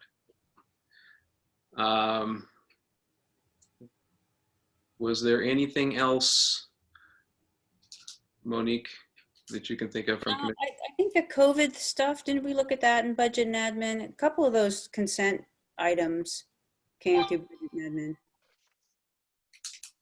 I think. I'll have to look at them. Yeah, I don't have that. That's about it. Mid-year, did you discuss mid-year budget adjustments? Yeah, we did actually. Yeah. And staff's coming forward with them more quickly than normal. They want to move up the timeline for obvious reasons. And so that's part of them bringing the pre-audit, pre-closing numbers so we can start to wrap our brains around that. General Manager, remind me when staff's coming forward with that mid-year? November? I think that we identified November as coming forward instead of the typical January, February. Right. So we need to wait till we get those final numbers in, put those in through October, and then bring the mid-year, give them a month to work with that for November. So we're in September, so yeah, 2 months. So it'll be coming to us 2 months earlier than normal, which I'm grateful for. So thanks, staff, for that. All right, that's it for me for budget admin. great, thank you, Eric. And CCNRs, I don't believe that they met. no. That's right. We did not meet. And the big news is that we got to meet our new staff person tonight. Yeah, So that's finally. exciting. And then the next one is Fire and Emergency Services. And that was, I guess I'll take that one. Eric did substitute for Ellie in that. She wasn't able to make it. And we brought forward the training tower item and the grant. The grant that we got, that was in the consent agenda from Fire for the radios. And as I said, they're becoming grant machines. Beautiful thing. Really pulling their weight and doing their part. Really, we all really appreciate that. Hold on. And trying to find my Fire one. Those are ones I just remember offhand. Where's Fire? Hold on. Oh, I'm on. Oh, listen to the doggy. Somebody needs to go out. I'm going 2 seconds. Let's see. And I guess that's the categorical exception. And yes. Yeah, that's all I have for Fire. Next committee, who's next? Parks and Recreation. We had our big event tonight, the Parks Improvement Plan. So we basically reviewed that at the last meeting and brought it forward to the board tonight for the vote and public discussion. Great, thank you. Yep, we Nice did. seeing that. And Solar Energy Ad Hoc, Jill, I think we have a meeting. Do we have a meeting scheduled yet?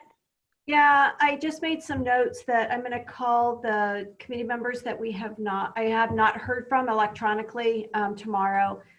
See if I can reach them by phone, and I'd like to set a date by Friday. So we'll have a specific date on Friday. Great. All right.